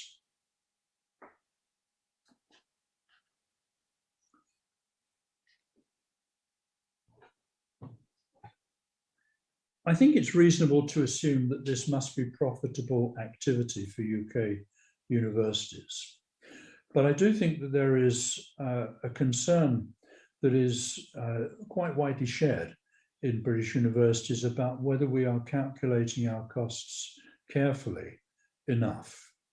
And in very crude terms, if I divide the amount that is earned by higher education through transnational education, this is British universities operating internationally through TNE, and the total value of that activity, I think we can see that there is approximately £1,500 of income per TNE student across the globe, which is really rather a small amount. And very roughly, it's something like 10% of the value of an on-campus inbound student. Of course, that varies enormously across the UK sector. Some charge much higher tuition than others. But by and large, TNE is not something that is there to produce income, and it's not something that is producing income. And so I move on now to the next slide and to the role of TNE in the internationalization of higher education. And as colleagues who know about this subject will readily appreciate, that internationalization is not all about student recruitment. That's a very important part of internationalization, but it's not the only part, and we shouldn't just be concerned with what we might call an export industry. I'll talk about Russia now on the next slide. Russia has become an important recruiter of international students, but primarily from neighboring countries, which were once part of the USSR. So most of your international students are, I believe, coming from the CIS. But again, I think this will grow in Russia. Russia is an important world power, an important economic force in the world, and I would see this growing. The next slide, please. And you'll need to click through this slide. Keep clicking as I speak, that's it. So this is a slide which is designed to tell you something about the comprehensiveness of internationalization in universities, wherever those universities may be located. And the final click is on international student recruitment. What we should aim for is a virtuous circle, and I'll show you what I mean on the next slide. David, we have about a minute to go, if you can wrap up for us. Okay, I'm just coming to an end. So a virtuous circle is where one aspect reinforces another, and TNE is a part of that. The next slide on pandemic and the importance of the sweet spot, the recognition that with the UK leaving the EU, it's going to be more focused on countries across the world. The next slide on conflicting stakeholder perspectives, a variety of different positions. And now I'm wrapping up on the benefits of TNE. The next slide, please. Why do British universities engage in TNE? What motivates them? That's my subject for today. Income generation at least has to cover full costs, but there are many other reasons why they're interested in it. And then I'd like to talk briefly about the benefits for Russian universities. And you can see those captions on the slide. I'm not going to read them out. You'll have an opportunity later to see them. And I want to conclude with the final slide. The next slide, please, on state policy. Because wherever the UK operates TNE, a first concern for its universities are the ways in which national policy shapes the possibility of operations. In some countries, TNE is there to absorb student demand. In other places, it's about technology transfer.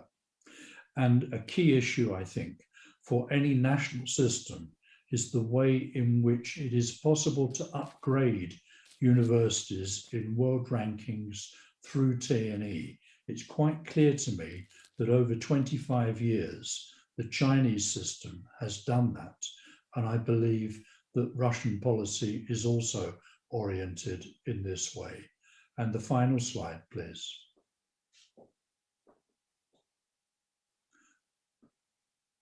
This is just to say thank you for listening to me. Dobry dzień. Spasibo большое. So please feel free to contact me. My name is David Law, and you have my email there. So thank you very much. David, that was an absolutely brilliant presentation, and everything I think speaks to us very, very clearly here in Russia. And one thing I'll just say to all of our viewers, our listeners, Kiel is an absolutely stunning university in the heart of the potteries, close to Stoke-on-Trent. It's a gorgeous, gorgeous university, terrific set of students. And when you mention about clubs, be member of clubs, I always go back to Groucho Marx when he said that I wouldn't want to be a member of a club that would have me as a member. And one thing I will say as well, that Kiel lead the way in looking after their students, providing the student clubs and so on. I mean, I've many times went up against boxers from Kiel, for example. So keep up the brilliant work, and thank you so much for a wonderful presentation, David. Spasibo большое, это правда. Spasibo. Okay, we're going to move very, very quickly on. Staying in the UK with the Pro-Vice Chancellor for International Affairs of the University of Reading and a member of the University Executive Board for the UK, Mr. Paul Inman. Paul, you're very welcome to our forum today. Well, thank you for inviting me. And fascinating to listen at distance, but to listen to the panel's discussion earlier, and also to listen to David presenting there, and the other speaker just before that, I've caught bits of. So, as you said, my name is Paul Inman, I'm Pro-Vice Chancellor International at University of Reading. I was appointed actually during the pandemic. That's what I've done during the pandemic. So. Was that a blessing in disguise, Paul? It's a topic of conversation here, I can tell you. I wanted to talk really about the need for deeper strategic partnership through transnational education as a result, which has been accelerated because of the pandemic. But first of all, just briefly, just to introduce myself, I've worked in the university sector for 25 years, worked at 4 universities, reported directly to 5 vice chancellors. So I've got used to that role. I was a filmmaker and television producer before that, working globally, mostly in documentary, but also in drama. But the last 25 years in senior positions in British universities, and my work really is focused on enabling universities to have an improved global visibility through strategic partnership. So it's been quite a focused career. So I'm an absolute, I speak a lot about transnational education internationally. So it's been a key driver for the work that I've been involved in and the universities I've worked at. And just quickly, in my last leadership role at Oxford Brookes University, I took great delight in that we used to have one programme that accounted for 42% of the UK TNE market globally. So it was providing 42% of all students studying abroad for a UK qualification through a partnership with the ACCA, the professional body for accountants, one of the professional bodies for accountancy. I always took delight in it because when the statisticians got at it, they always took us out of the figures because it was such an outlier. As somebody with a business background, being an outlier is sometimes a really good thing. Anyway, I now work at University of Reading, a research-intensive university with around about 18,000 students, top 30 in the UK, most of the sort of global league tables, situated a short distance from London in that high-tech Thames Valley corridor, and very much a global university. I think a number of speakers over the events I've gone to have mentioned the new Global Engagement Index, which looks a bit wider at what makes a university global. And I'm proud to say that Reading, if it was a ranking, was in the top 10 in the UK for internationalisation and for international outlook. I think most importantly, my work in universities has proved that actually there are good, excellent bits of universities that I've worked with. So at Reading, I have to say we have an elite triple accredited business school, Henley Business School, which is ranked in the top 25 in the world for executive education. So some of the stuff I'm going to talk about today will be looking at the relationship that we have, in particular with MGIMO. In fact, Mikhail was talking earlier on the panel, which was really nice to see, and that's a long-standing relationship, which I'll talk a bit more about.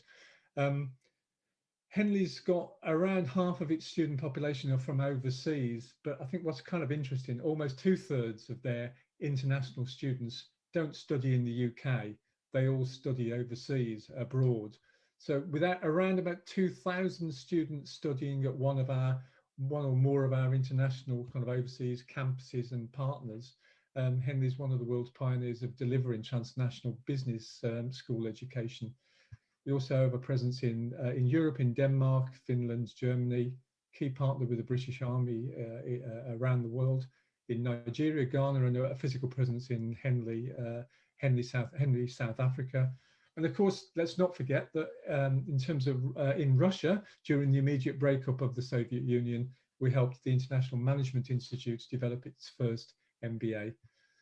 As Mikhail mentioned earlier on, that we're a big strategic partner for us is the Moscow State Institute of International Relations, MGIMO University, and we've been a partner for about 10 years. So I thought, listening to what was said earlier on, I agreed so much with what was said around when you're doing the summing up of the panel. You know, for me, this work is about concentrate, concentrate, concentrate, focus, focus, focus. You need to think long term, start small, develop trust, and then dig deep.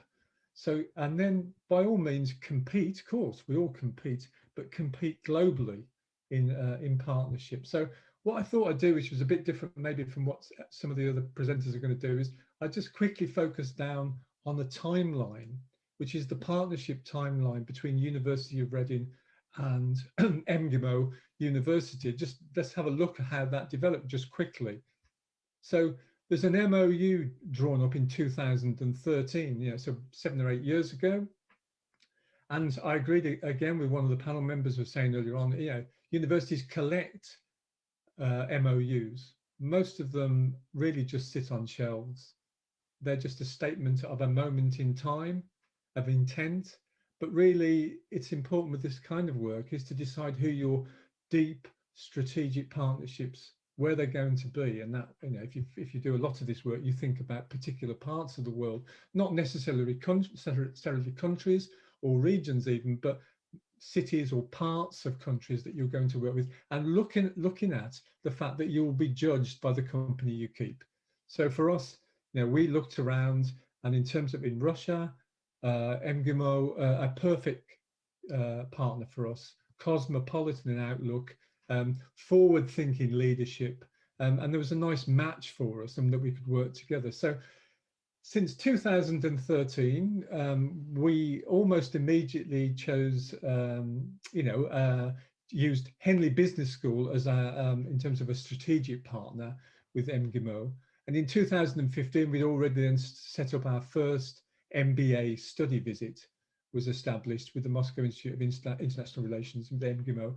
And that was all implemented with strategic participation of the university. And this is the thing that's important.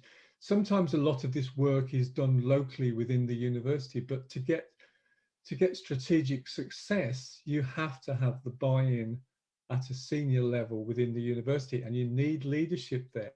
Even though universities are very devolved beings, as holistic kind of organisms, you still need strategic drivers. And so I'm happy to say University of Reading at that point in time realizes this. So we see in 2015 the first Henley MBA study visit, but then that's followed pretty much closely on with this notion of people traveling. And it's not just, you know, people make the mistake that they think it's just about inbound. And that is one of the things that a lot of UK universities have made the mistake. For us, it very much is this is a two-way street in terms of traffic, outbound, inbound. So in July 2017, we see 30 Henley MBA program members come to Moscow as part of their study. And then the other things that happen because of partnership is that, you know, in 2017, we're also then advising MGIMO on AMBER accreditation, the AMBER accreditation process. Henley Business School is triple accredited and in a good position to offer strategic partnership advice. In 2016 through to 2018, then the work starts on signing agreements around double undergraduate and postgraduate degrees, which will involve students and staff exchange. I'm not a great fan of flying faculty, I have to say, but maybe I'll talk a bit more about that later. But what's kind of interesting at that moment, we're signing agreements on particular double undergraduate and postgraduate degrees. In fact, the first student as a filmmaker, if I do this, there's a filmmaker, what we should do is go into now the first students were graduating from those programs in 2017, and as one of the panelist members, in fact, a couple of people mentioned earlier on, we also had quite a lot of fanfare around the first dual PhD awards that was this the end of last year, start of this year. So the other thing that I think is important around transnational education, that it's not just, I think Davey was talking about it, it's not just about this recruiting international students. And I think the pandemic has focused our minds on this, because there's been lots of talk about, certainly in the UK, of lost income revenue from lost international student recruitment. That is just part, of course, it's a driver, it's part of the story, but it's not the whole story. And I think in a research intensive university, you need to understand the importance of research and not allow that to be completely sidelined in this transnational education process. So again, Reading in 2017, working with MGMO, start to undertake a significant research collaboration, which then leads to securing research funding through UK-Russia cooperation. So 2018, the first double PhD with MGMO was set up. So you can see this progression. It is gradual over a sort of 7 or 8 year period. And I think what you start to see as trust is developed, that things accelerate. And when I use the word accelerate, in universities, we are generally quite conservative, slow moving. In fact, the pandemic has probably made us move much quicker than we've been used to. And maybe that'd be one of the long-term impacts, maybe. So during the pandemic, I suppose the only other thing I also mentioned that in 2018, we also started study visits for our MSc programs in the UK to come to MGMO. And these were different programs, MSc programs in international business, marketing and entrepreneurship. And I think for me, the important thing is that the partnership doesn't stay just with Henley Business School. The university, the wider university, University of Reading, has a number of very kind of leading elite parts of it, including international relations and in economics and politics. So it's really good to widen that out across the University of Reading, and that will happen at both institutions, I'm sure. Anyway, so I said, I mean, that's really where that case study, that's where we get to. And as I said, the first University of Reading international double PhD student passes their Viva, and of course we can publicise that at both universities, and we're very proud of that as being the first there in January of this year. First double PhD student UK-Russia to complete their programme. So the work we've been doing, and I think is pioneering, it's maybe an overused word, but it feels good. It feels like we're doing some really interesting things, and there's a real sense of trust between those two institutions. And like I say, we're judged by the company we keep, and but I think I'm speaking on behalf of both institutions. We're very proud of the things that we've done. There's a couple of other things I'd like to say. I think it was really spurred on by what I heard in the panel earlier on. I mean, if we looked quickly at the pandemic, you have to just mention it in passing, maybe, because we hope it will pass. I mean, paradoxically, it has brought us all closer together in the world of higher education. So the closing of physical borders seems to have accelerated our adoption of these communication technologies. A lot of these technologies were just sat little used, unused. The loss of international student income, which I've talked about, student international income from fees, I think has also forced us to interface, to communicate in a more meaningful way about all sorts of things in education. It's made us hone our pedagogic approaches, and of course, ironically or paradoxically, or maybe naturally, it's made us long for human contact. that then becomes a premium. So I think as we come out of the pandemic around transnational, and it's why people are all talking about transnational education, its time has come. People will want to travel. Of course they will. They'll want to explore. We're naturally curious as human beings about other cultures. And distance learning will have a higher profile in the future, but it isn't going to replace face-to-face teaching, and the transformation really is going to come in our adoption of blended learning. And the other major changes we talk about a lot is I think regional travel or intra-regional travel will probably become more of a driving force for transnational education. And it's certainly been more important for UK universities to have deeper partnerships with other universities and educational providers and professional associations, not just other universities, but to have those partnerships where their programs can be delivered in country rather than back in the UK, which I think is a really good move. So lastly, as a roundup, I just drew some things together. I knew there would be some really expert opinions coming through in the event, and we will say the same thing or versions of the same thing, but as educationalists, we understand that reiteration and repetition that's the way we learn. So a few things that may have been said already, but my key ingredients for the new transnational education is, first of all, appreciate cultural difference, acknowledge cultural difference. It's interesting in the work with MGMO, the state requirement of a final exam in that institution is very different to the way things are assessed in the UK. So for instance, in politics and international relations, where we use an oral exam. So we've had to change, and both institutions changed to work together better. It means we've had to develop pedagogically the way that we develop the skills for that exam, which is a different type of exam, a different kind of assessment. So acknowledging cultural differences and working with them is, we're living in a world now where the idea of us all being in one big melting pot is not the main voice internationally. It's to acknowledge cultural difference, acknowledge it, and work with it. The other thing I noticed from every survey ever that you have with international students is the increasing importance of professional placement and work experience. So whatever these partnerships are, they must acknowledge that. And the whole skills debate, which sometimes has been sidelined by some of the more elite universities, for instance, I just don't think that's viable these days. So if we looked at, again, MGMO and University of Reading, there's a compulsory part of that, one of the degrees there, that in Russia, it's compulsory. In the UK, University of Reading, it's not compulsory, actually, in terms of the work experience part of it. So we've had to change. That's forced us to change. It's accelerated the change in the UK, which again, wouldn't have happened, I don't think, without a good strategic partner in another country, in this case in Russia.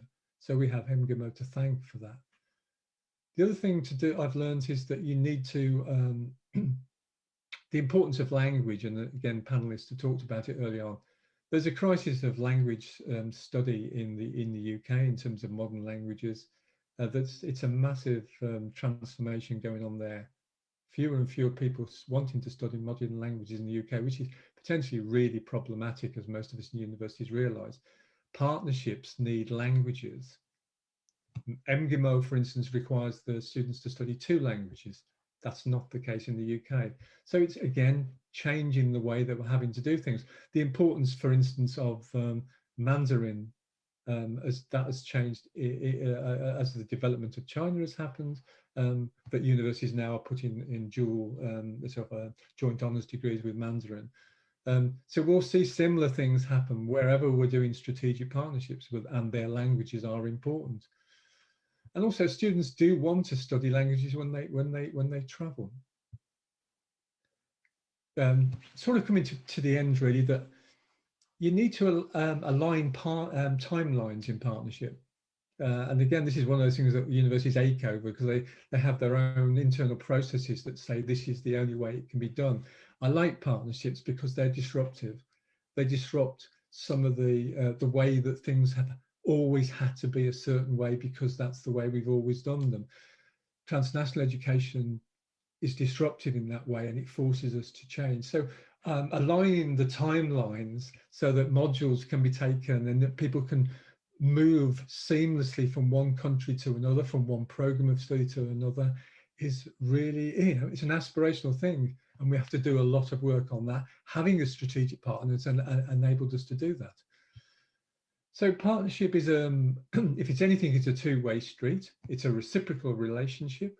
These are exchanges. It's not just one-way exchange. And I think that brings us up, certainly in the UK, it brings us up into having to look at what's happened in the world. If you look at world maps over the last, I'm very interested in maps. If you look at even the way Europe and the West has changed over the last 150 years, nations contract and expand, names change. All that stuff is really important. When you're doing partnership, this notion of exchange between different cultures is integral to everything you do. So, and it is this reciprocal arrangement where people travel across borders. And we've had this thing in the pandemic where borders have closed and stopped that travel. I just, you know, that will return, and it will return in a different kind of form. The other thing that, maybe one other thing, partnerships should be viewed as sort of magnets. Because simplistically, we talk about UK students and Russian students, whereas, as we know, our students, you know, 25% of all Reading students come from other parts of the world other than the UK. We're seeing increasingly in MGMO programs attracting students outside of Russia from CIS and from Asia and Africa. And if you look at the UNESCO data for the future of higher education, and you know, the numbers are all in Asia and Africa. That's where the expansion, or if we're led to believe the numbers, that's where the major expansion will be. And I think you'll see much more of these tripartite relationships. Interestingly, we're doing that with a number of partners where we're working in Russia and China as a tripartite arrangement with three institutions. We're also doing it in the UK, China, and parts of Africa. And that tripartite thing, of course, it reminds us of the fact that the world keeps changing. The UK quite often can get caught up in its colonial past, as all big nations can. And our colonial past means that we have footprints all around the world. And those partnerships that we've done over the years tended to be in those English-speaking parts that were former parts of the British Commonwealth or the British Empire. And what we've seen the UK being very good at, I think, is actually start to move into, has established TNE partnership as a world leader around the world. So I think in closing, I just wanted to say that, you know, it's our relationship with MGMO in Russia is so important to us as the University of Reading. It's one of the many partnerships we do around the world. But if anything, I know what I'll do in my job, which I'm now 6 months into at Reading, is I will convince the university to stop signing MOUs at random and to actually focus on key strategic partners who you can work with over time, start slowly, build, think strategic, and build a better future together where you can compete globally together. Thank you very much for listening. Paul, thank you very much for an absolutely brilliant presentation, and I'm delighted that you ended off on the advice given by our Vice Rector, our man the same position as yourself, that signing endless MOUs with nothing coming after them, it is an issue. Paul, quick before we go, I know we're over time and you need to run, but a small question that came in relation to that is that, you know, what should be the next step after an MOU with the UK university?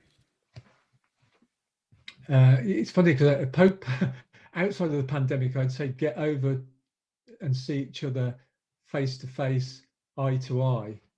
Best partnership I ever set up in an African country was because I literally just convinced the Vice Chancellor I needed to go there and talk face to face. And actually, we sat and talked and for about 2 days, and out of that came a huge strategic partnership which grew over 10, 12 years. So I think actually making it real, because the MOU isn't real, it's a piece of legalese that says we will talk.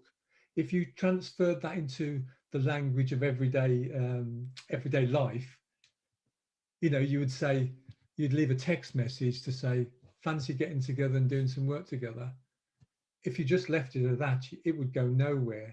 So face to face, getting people together, and then my top advice, I think, is to make sure that there's somebody senior early on in the proceedings, because I think it's much more difficult to convince the senior leadership much later. They need to be drawn in. So I'd always try to do that as quick as possible so that it doesn't just become something that happens within one part of the university.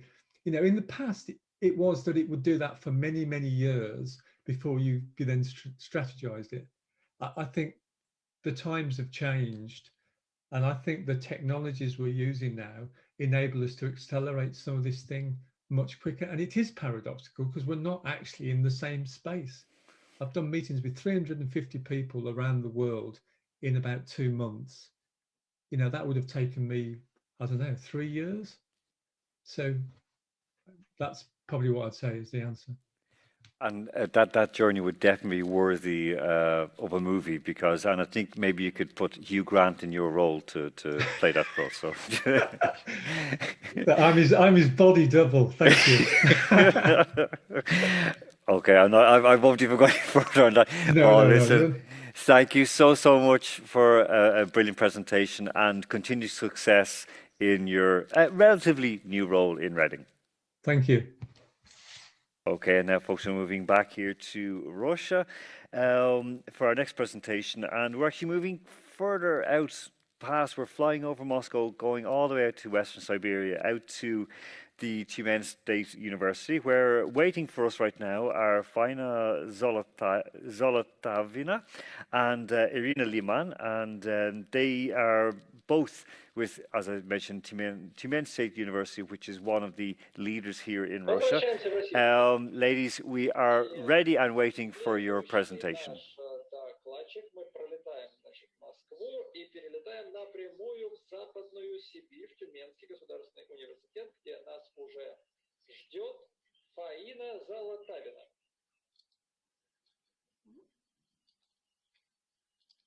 Добрый день, уважаемые коллеги. Меня зовут Фаина Золотавина, и со мной профессор Ирина Александровна Лиман, коллега, которая также занимается проектами двойных дипломов. И мы представляем Тюменский государственный университет, и хотели бы сегодня рассказать об опыте Тюменского государственного университета и сделать акцент не сколько с какими проектами мы работаем, а больше, скорее всего, показать преимущества этих программ именно в формировании международных научно-педагогических коллективов, которые способны долгосрочно работать и решать вот те образовательные и научные вопросы, которые стоят на актуальной повестке наших университетов. Поэтому мы сейчас предлагаем вашему вниманию небольшую презентацию. Презентация будет на русском языке, и, как мы видим, перевод обеспечен.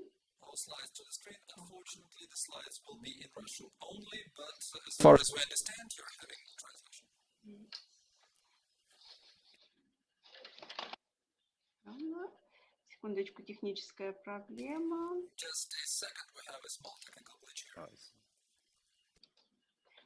Разрешите, пожалуйста, нам подключить презентацию.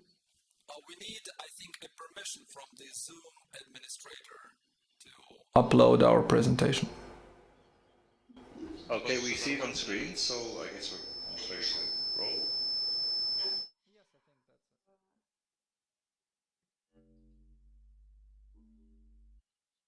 Итак, мы сегодня говорим о программах двойных дипломов с нашими европейскими партнерами. И надо сказать, что у Тюменского государственного университета достаточно большой опыт, и уже сложилась своя традиция и свои отношения с партнерами, с которыми мы реализуем эти проекты. Но прежде чем мы расскажем, приведем примеры конкретных программ, мы хотели бы остановиться кратко, что мы понимаем под двойным дипломом с нашими партнерами, и рассказать о действующих проектах Франции. Diplomas. We have several running projects with French universities. We will talk about what the common points are between those projects, how they differ from one another. We will talk about the prerequisites for dual diplomas. We will also talk about our Wolverhampton University Bridge experience, which was also a starting point for a new DD program. And of course, we will touch upon the benefits, issues, and prospects for the international development in these programs. Now, let's start with the definition of a dual diploma. The Bologna process definition for a dual diploma, and I would say the overall understanding of what a dual diploma is a single document of tertiary education issued by two or more, of course if you have a network diploma, two or more higher education providers, which documents either a dual or joint academic degree or a mutually recognizable document among partners. In our existing dual diploma programs, and we have several partners from France, to us, a dual diploma is a state-issued document of higher education which is issued to an undergrad, which is issued to a master after a successful completion of master programs in each of the partnering universities, which means that the master student gets a Russian diploma and a diploma issued by the French Republic. At this moment, we have 5 such programs with 2 diplomas being issued per student, French and Russian. The first such program dates back to 2013. It majors in economics.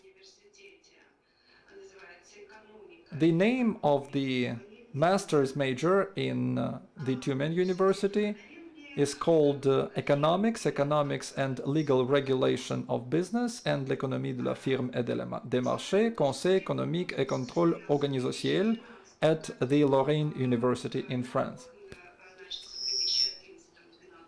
The enrollment started in 2011-2012 academic year. It was developed in 2009-2010. As you see, it took a couple of years to develop this program actually.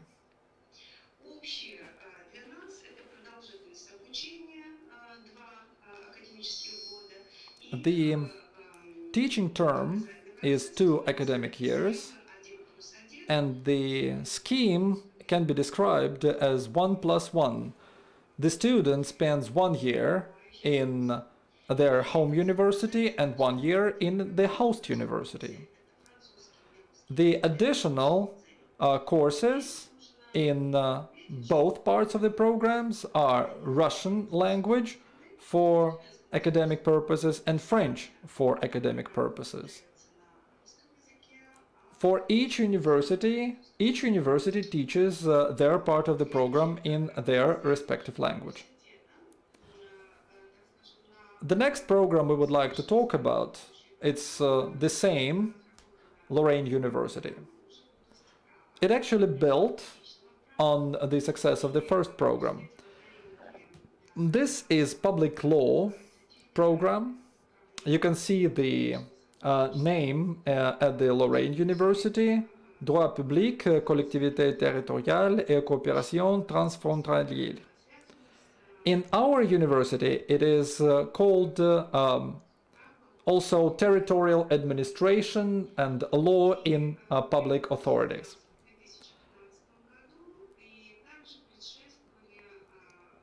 We commissioned first masters in 2015, and as you can see from the timeline, it also had taken about 2 years to develop this program and to launch it. The same scheme based on 1+1 year inbound and outbound mobility.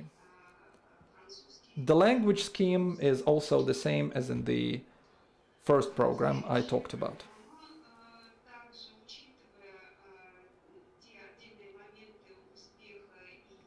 Again, building on the successes and administrative solutions found in the first 2 programs led to a third program.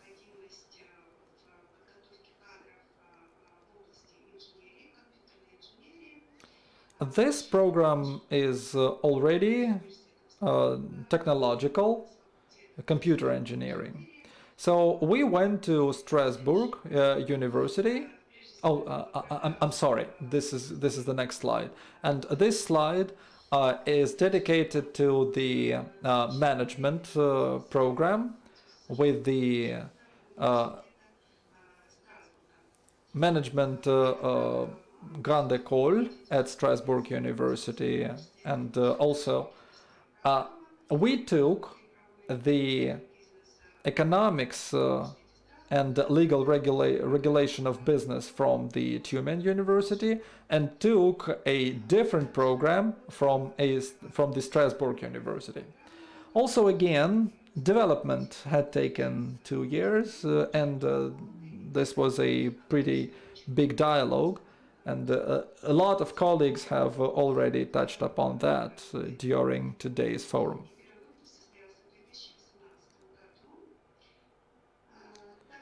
We had the first masters completing this program in 2018. The academic mobility system is also 1+1, but we are more flexible on languages. The Tyumen State University teaches in both Russian and English, and the Strasbourg University also in French and English.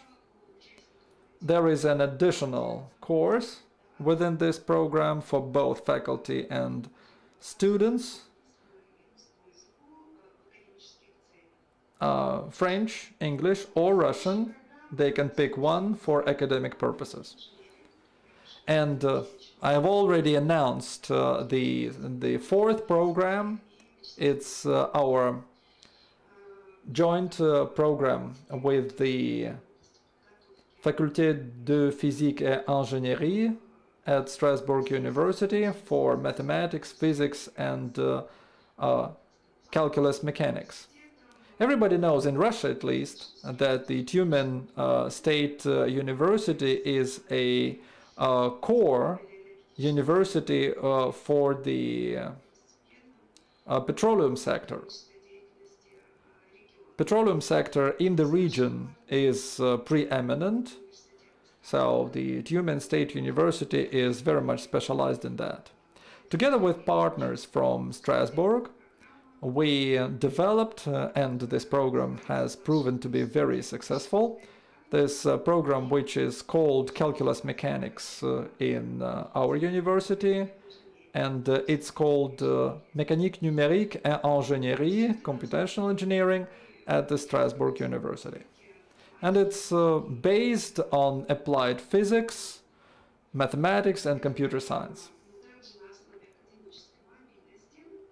The academic mobility system is the same, 1+1, and the teaching languages, the language of instruction, are Russian and English.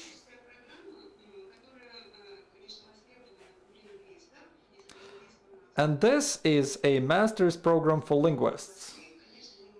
Of course, we need linguists to teach languages to people of other specialities, but of course we need to have a program for linguists too. Here our biggest partner is a very prominent French university, the Jean Jaurès Toulouse University. We have a dual diploma for applied linguistics with them. It's called Applied Linguistics in Tumen, and it's called Langue, littérature et civilisation étrangère et régionale. It's a 2-year program, system of mobility 1+1, and please note that we have 3 languages of instruction: Russian, French, and English. Well, these people are linguists. So students on both sides can pick courses in various languages. There are some courses even in Spanish and Italian, so languages is their cup of tea, so we allow some flexibility for tailored student trajectory.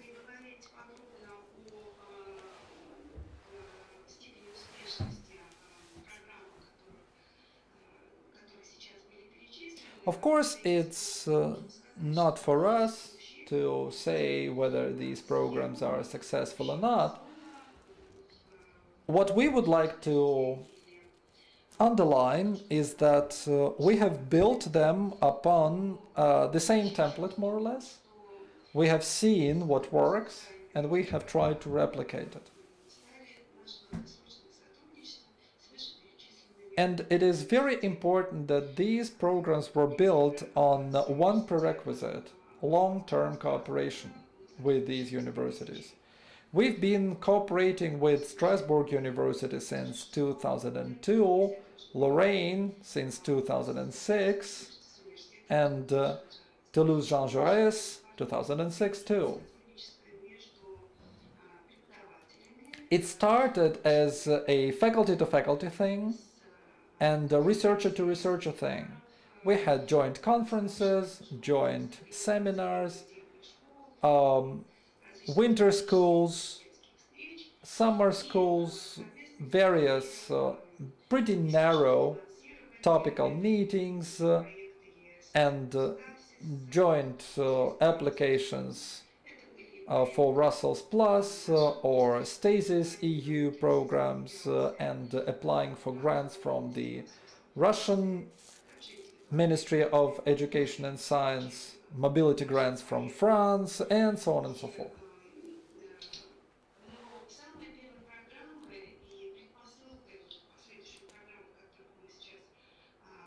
And this is the very first program which actually gave us the understanding how these things work.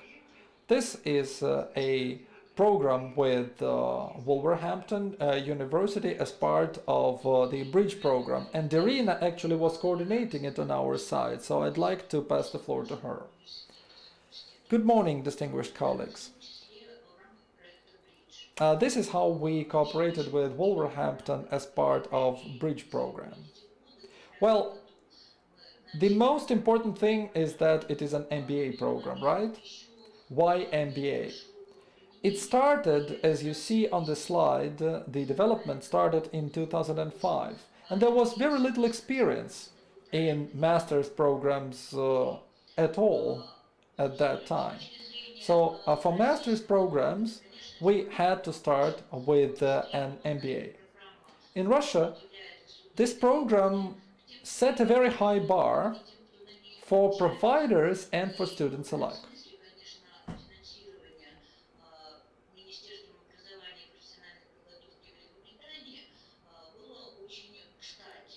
The funding came from a grant from the UK Education Ministry. This was a bridge grant, and some co-funding was provided by the Russian Personnel Training Fund. What are the benefits of a joint MBA program? Well, MBA is one of the top class of master's programs. This is a program for people who would like to learn while they work.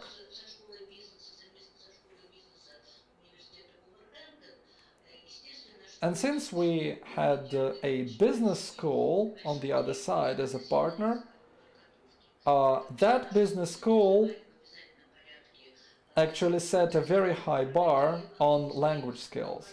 All the applicants had to pass an English test, and only if they proved fluent enough in English, they could be involved in this program.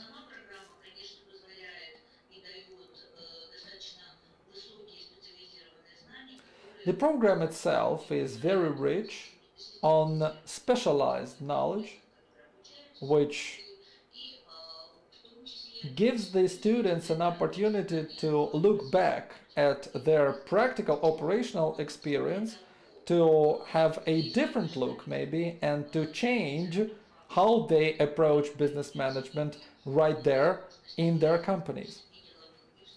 Of course, this is a great opportunity, the program, I mean the great opportunity for new business connections and business networking, that goes without saying.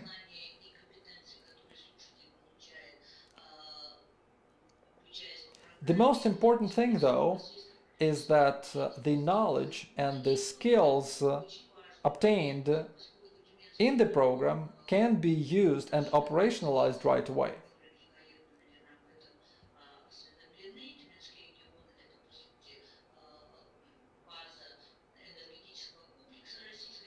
I think our UK listeners and viewers know that Tyumen is one of the largest oil producing regions in Russia. So of course we had the students who specialized in their operational activities in producing and processing oil and gas.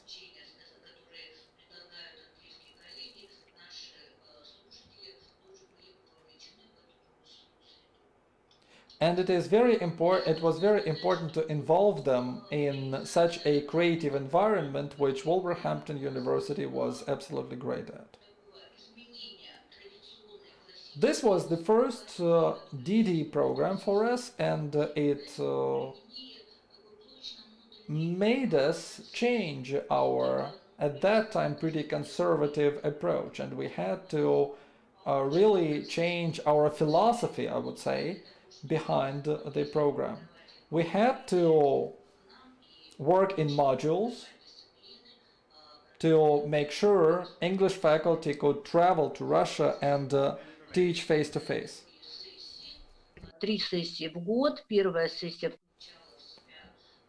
There were several sessions. In the first session there was intensive 3-week English training to make people really fluent in English, and all the sessions starting from the second were professional. The overall term of the program was 2.5 years, and as a result they would get two MBA an MBA diploma, and from the Tyumen and from Wolverhampton. Sum it up first, please. Ну и вообще, так сказать, делая выводы по этой... Now, I'm moving to conclusions on this program. To us, this was a very good starting point.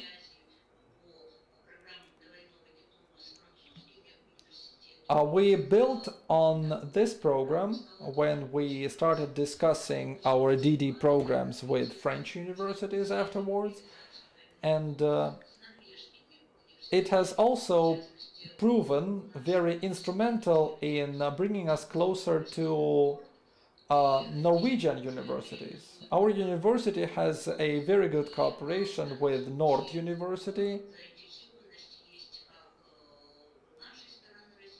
and we can see that our Norwegian partners are as interested as we are in this. In conclusion, we would like to thank the organizers of this forum for the invitation. We hope that our slides will be disseminated to the listeners and viewers, and if you have any questions, you will be able to send your questions to the email link that we have in the presentation. Thank you very much. Fine, and Irina, thank you so much for a brilliant presentation, which shows that there can be great success gained once the decision is made, once the strategy is right and the direction is clear. Thank you so much. And just so you know, the very best English football journalist is actually in Tumen, Mr. Andrew Flint. So if you want to see real English football journalist, he's living in Tumen. За блестящий доклад, который действительно показывает, что стоит только начать, стоит только принять решение, выбрать стратегическое направление, не откладывать. Okay, thank you very much, ladies, again for your time today, and the very best of luck for the rest of this year. Okay, and we're going to move now back to the UK and north of the border to the University of Edinburgh, and the Deputy Vice Principal for International, and of course he's Director of Edinburgh Global. He is waiting for us for a while, so I'm delighted to welcome onto the forum today Mr. Well, same name as myself, Mr. Alan. Is it Mackay or Mackay? Mackay. Mackay. Alan Mackay, you're very welcome to Moscow today. Dobry din, thank you. Thank you for inviting me to speak today with you. As just described, I'm the Deputy Vice Principal International at the University of Edinburgh.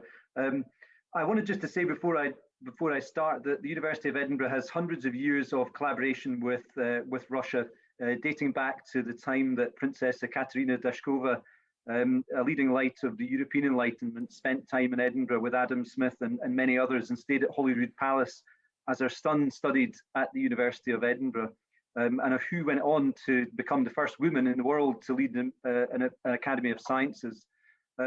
Also to Dmitry Mendeleev, well known and renowned for the periodic table, who was celebrated when he was in Edinburgh in 1884 at the University of Edinburgh's tercentenary. And I believe we are the first were the first university in the world to offer him an honorary degree at the University of Edinburgh. And we continue today to teach Russian language, to exchange with Russia, not just in terms of academic teaching and research, but also culturally as well, in terms of language and cultural events through our Dashkova Center. So turning to transnational education in a changing world, I mean, international partnerships and collaboration are what makes the University of Edinburgh a global university, working across borders with different people and nations, influencing the world to help change lives for the better. Our approach to transnational education is not to see this as something separate to the university's core mission across research and teaching and learning, but actually a hallmark of being a global university. We're very alert, as has already been said, to shifting patterns of student demand, the opportunities to diversify how we offer teaching and learning in a post-pandemic world, the new delivery models and pathways that are available to us, and the long-term benefits of being involved and engaged with transnational education projects. We have a wide range of transnational education projects and activities with lots of different countries and institutions. I will focus today, in the time that I have, really on three. The Zhejiang Edinburgh Partnership, which consists of multiple strands of transnational education, is our largest TNE partnership. Our Una Europa partnership with 8 leading research universities across Europe. And finally, touch on our Gujarat Biotech partnership, which is coming on stream with the government of Gujarat in India, relating to the creation of India's first ever biotech university. But I think looking very quickly at the UK higher education sector and transnational education, and this is important in terms of influencing our strategy, we know that the UK is a global leader in the delivery of transnational education. Almost double the number of international students are following qualifications, a UK qualification outside the borders of the UK than international students studying for a UK qualification inside the borders of the United Kingdom. It's about 760,000 students following a qualification from a UK university outside the UK, and just over 400,000 students inside the UK. Transnational education is obviously part and parcel of the UK government's new international education strategy to grow this further in the sector and across the world. Globally, we know that the world is shifting on its axis. We know that there are changing patterns of demand, huge shifts in terms of demographics, huge changes in the investment in education and research in fast emerging parts of the world. The rise of Asia, I think we will see ever more across the next decade, which is influencing how higher education and research is provided. And of course, as was mentioned earlier, the pandemic does accelerate all of this in terms of pressing fast forward on the options and opportunities for doing more across borders. There are also key goals within the United Nations Sustainable Development Goals, in particular SDG 4, around building capacity and capability, and TNE has an important role globally to play in that, and our role as institutions in relation to those goals. So I would say that we know already that the transnational education will continue to increase across the next decade.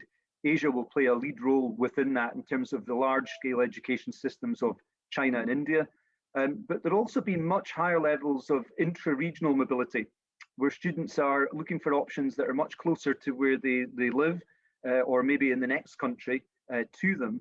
And that will have an impact in terms of the student flows across the world in terms of where students wish to or will go to study.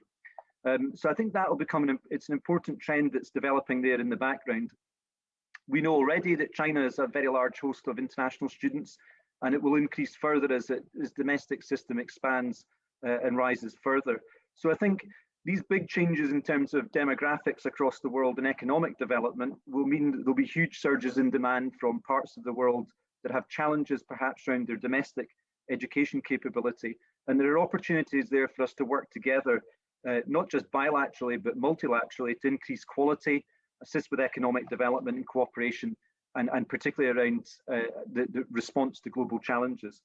So turning quickly to the first project that I mentioned that we have, our largest education and research partnership through Transnational is with Zhejiang University.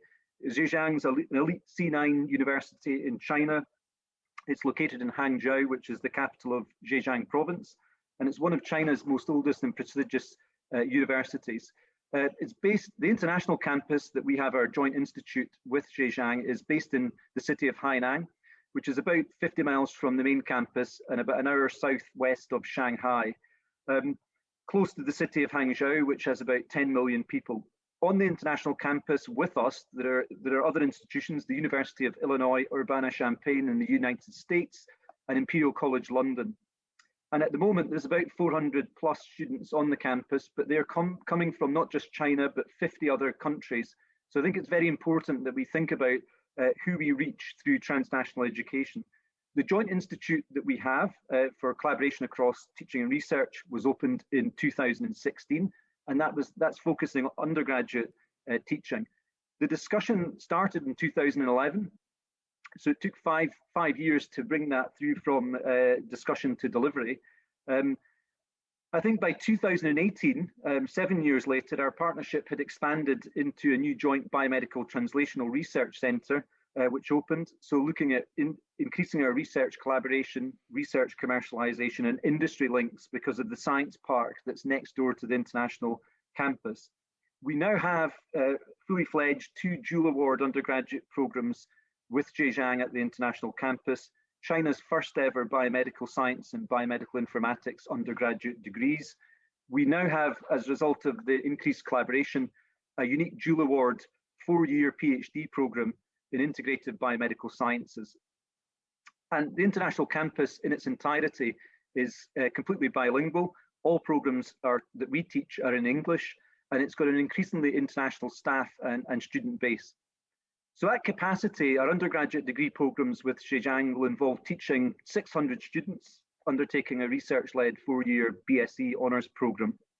At graduate level, when we're operating at full capacity, and we're certainly on track to do so, it will involve 200 to 300 biomedical scientists at PhD level on the campus on the 4-year programme.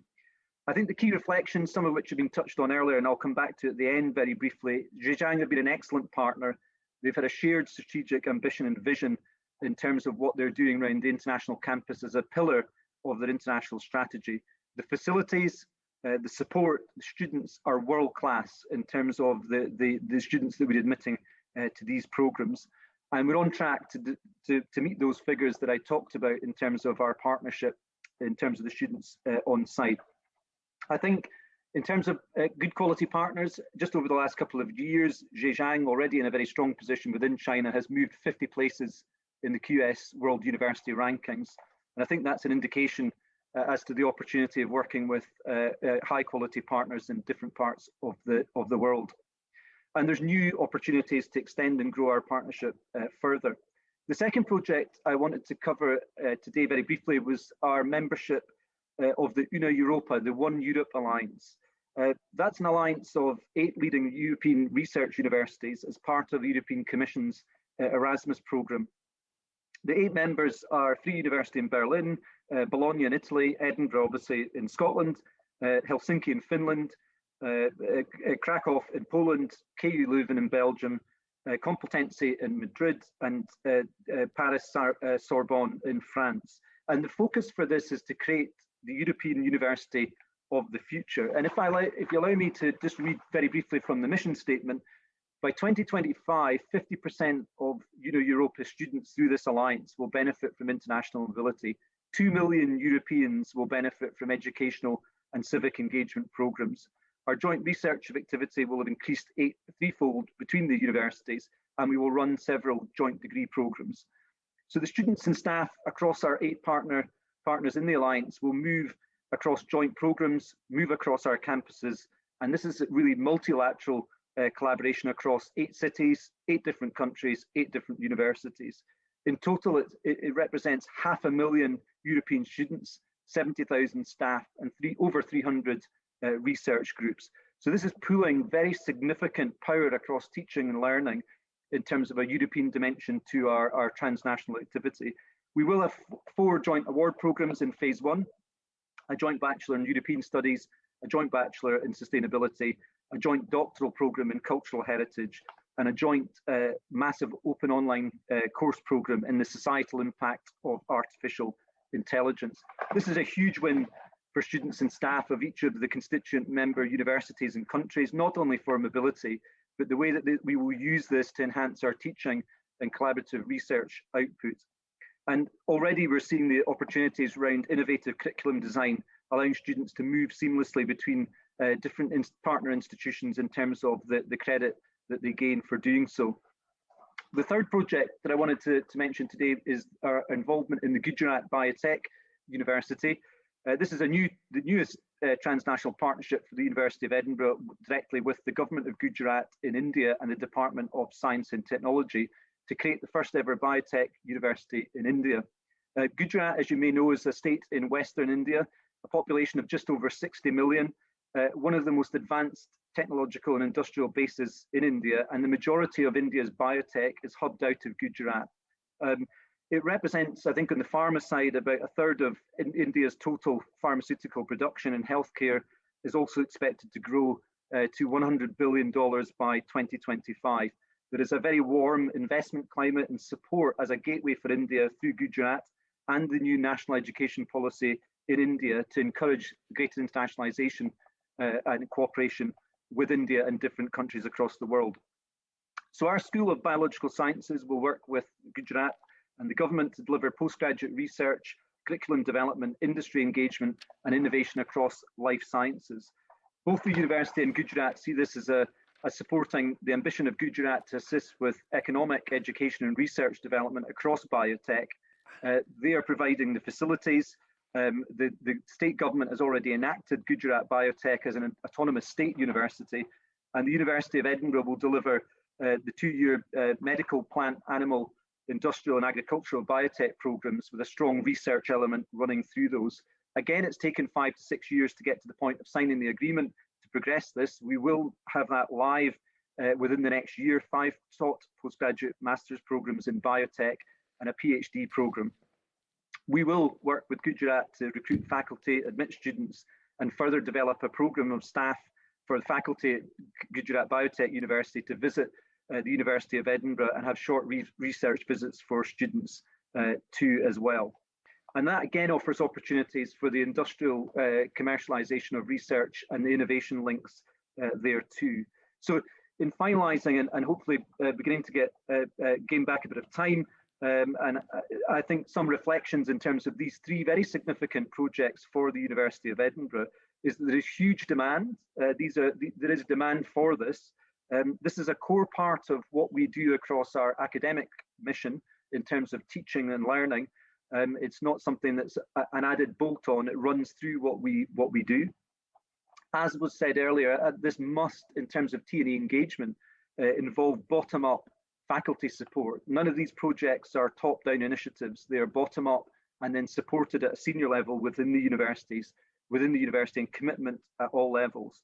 And you need staying power with all of these. These have long lead times. So I call it from discussion to delivery. And sometimes that can take anywhere between 5 to 8 years to go from the beginning of that initial discussion through to delivering these large-scale projects. So you do need staying power, perseverance and commitment from both partners and all partners that are involved in these initiatives. Another reflection is have a plan, be proactive and link this to your overall strategic plan, mission and values. Be clear on what you will do and what you will not do. So we do have principles around our transnational education projects about what we will and will not do and the principles that we adhere to. That helps filtering the approaches because there are lots of approaches to do lots of different things, some relatively small scale, some medium to large scale projects. What is your approach in terms of how you filter all of those inquiries that you can receive? I would also say think about geography. As I said, the world is changing fast. There are fast emerging parts of the world that are spending huge sums of money on education and research and wish to reach out and work with countries and institutions across the world, but not to have everyone flying to the UK. They want that delivered closer to home, working with their institutions.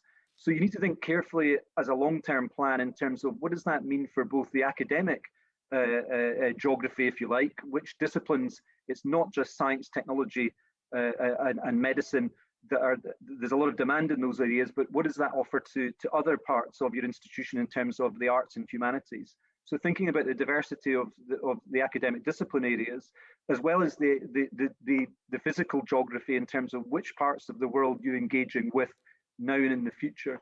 I mentioned some, obviously China and India, but there are other parts of the world that are transnational hubs. But there are many other countries throughout the world that are very keen for different reasons to be able to engage with the UK, Russia, other countries to be able to help them develop. And as was mentioned before, there are huge bilateral benefits in being involved in these projects. The high quality partner piece is very, very important for us. For us, it's not about, as often TNE is mistaken for, building campuses overseas. Building campuses is part of TNE, but it's only the smallest part. The larger parts are some of the other things I've touched on today. And for us, it's not about installing a campus in someone else's country. It's rather working with a very high quality partner or partners to be able to uniquely leverage the facilities we already have and the opportunities we have to build on that as a foundation.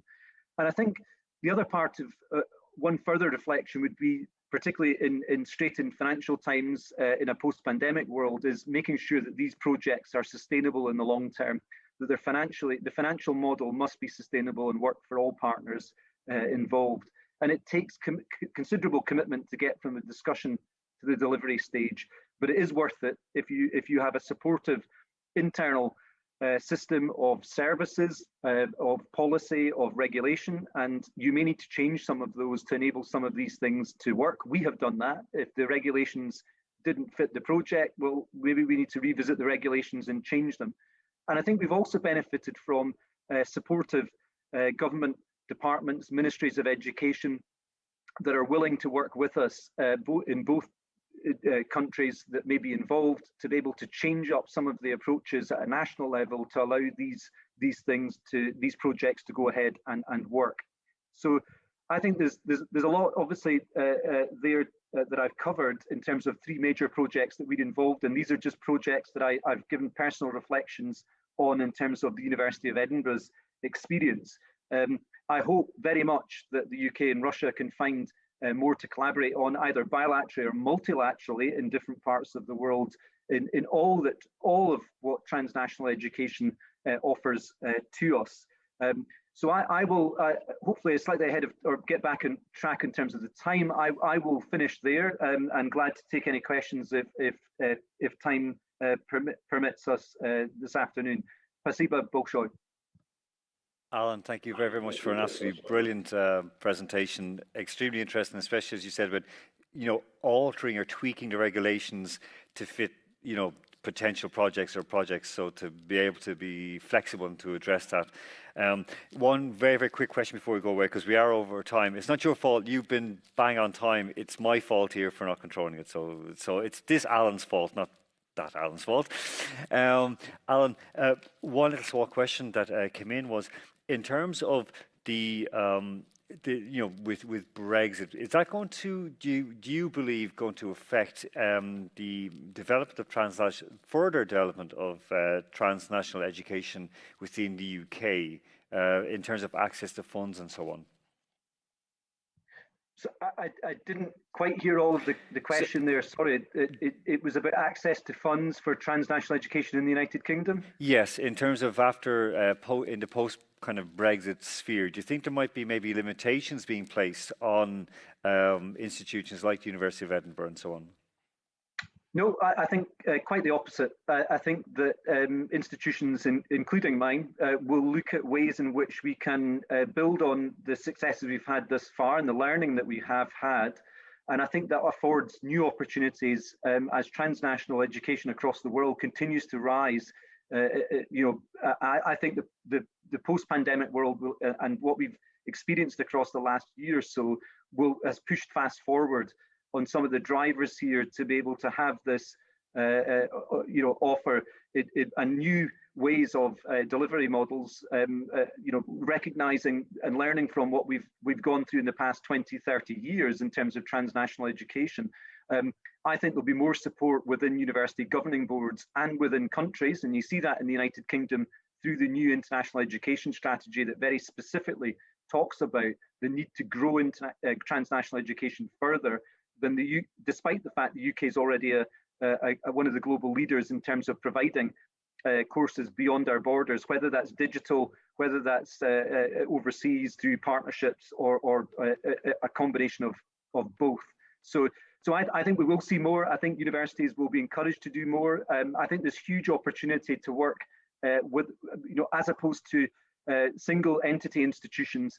I think there's opportunities, as I've covered today, to work as alliances and in multilateral partnerships involving 1, 2, 3 countries, as opposed to just 1, 2 countries or 2 institutions. Wonderful opportunities and a huge contribution to make, I think, through transnational in terms of connecting people, connecting cultures, and also connecting to solve and address some of the world's most pressing challenges that we face, whether that's environment or AI or all the other things that exist. I think there's real potential there to do much more. And I think certainly from the UK side that you will see much greater interest at government and also sector level within higher education and research to work in ever greater partnership to deliver that. My hope is that the UK and Russia can do much more than it's doing at the moment to connect up in a way. As I say, we've been doing transnational education and working together at the University of Edinburgh with Russia for hundreds of years. This is a new opportunity to hopefully deepen and strengthen those fantastic links with the hugely well-respected scientists and researchers across, and students, I should say, across Russian higher education and research as well. Thank you. Alan, thank you very much. Have a great rest of the day in Edinburgh and a great rest of the year as well. Thank you so much. Okay, folks, before we begin our third and final part of our forum today, we're going to enjoy a short video on our Academic Writing Centre here in Missis. Our centre supports not only academic writing development among students, researchers and staff, it also gives the tools on how to make better and more impactful presentations.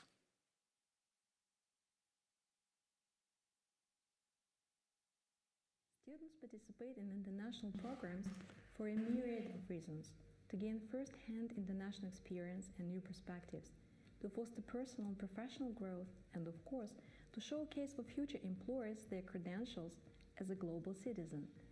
While the development of a joint and double degree program can provide an exceptionally rich experience for students and a robust program for the institution to add to its portfolio, it also comes with a unique and interesting set of challenges. English language proficiency is one of such challenges. Students need to improve their English and cross-cultural communication skills to make it easier for them to study and meet partner universities' academic requirements. The Academic Writing Office supports students and teaching staff in reaching their full potential to excel in their academic lives, so that our students could enjoy the whole range of exclusive benefits from a joint and double degree programs. We give intensive courses in English and provide systematic training, workshops, and seminars. We do our best to establish and support intensely collaborative networking relationships with partner institutions worldwide to accomplish common goals, gain new opportunities through foreign experiences, explore new challenges, and gain double success. To find out more about us, follow the link and you'll know about our team and how we contribute to the implementation of joint and double degree programs at MISIS.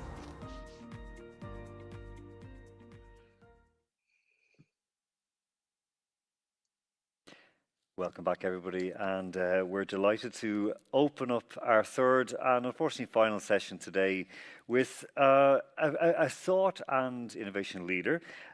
She is Director of the Academic Development and Training for International Students Centre at the University of Cambridge Language Centre, and also a fellow and tutor graduate of Lucy Cavendish.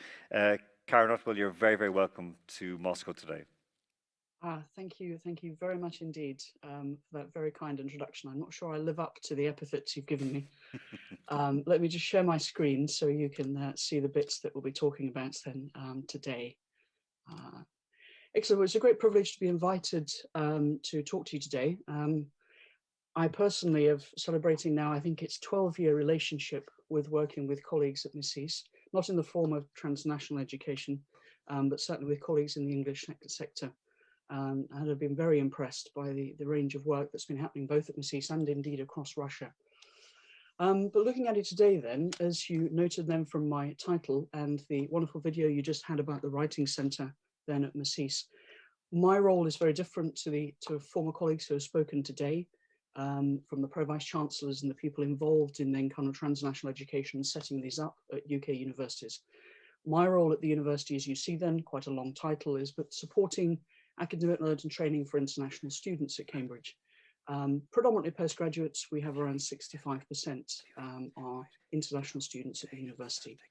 But to kind of tie in, of course, then with the focus of your conference today was to start a little bit at looking at transnational education in the UK. So adding to some of the comments that my colleagues, in many respects, with a lot more experience indeed than Cambridge has on transnational education, but also then looking at what Cambridge is doing in this area. It does indeed have a dual degree program with a university in Hong Kong, and then bringing it down into my own area then of expertise within the university and looking at the aspect of language in kind of then education from both perspectives, from both the university sides on that one, and things that then students tend to find more challenging here at Cambridge, and things then to think about when looking at dual degree or joint degree programs.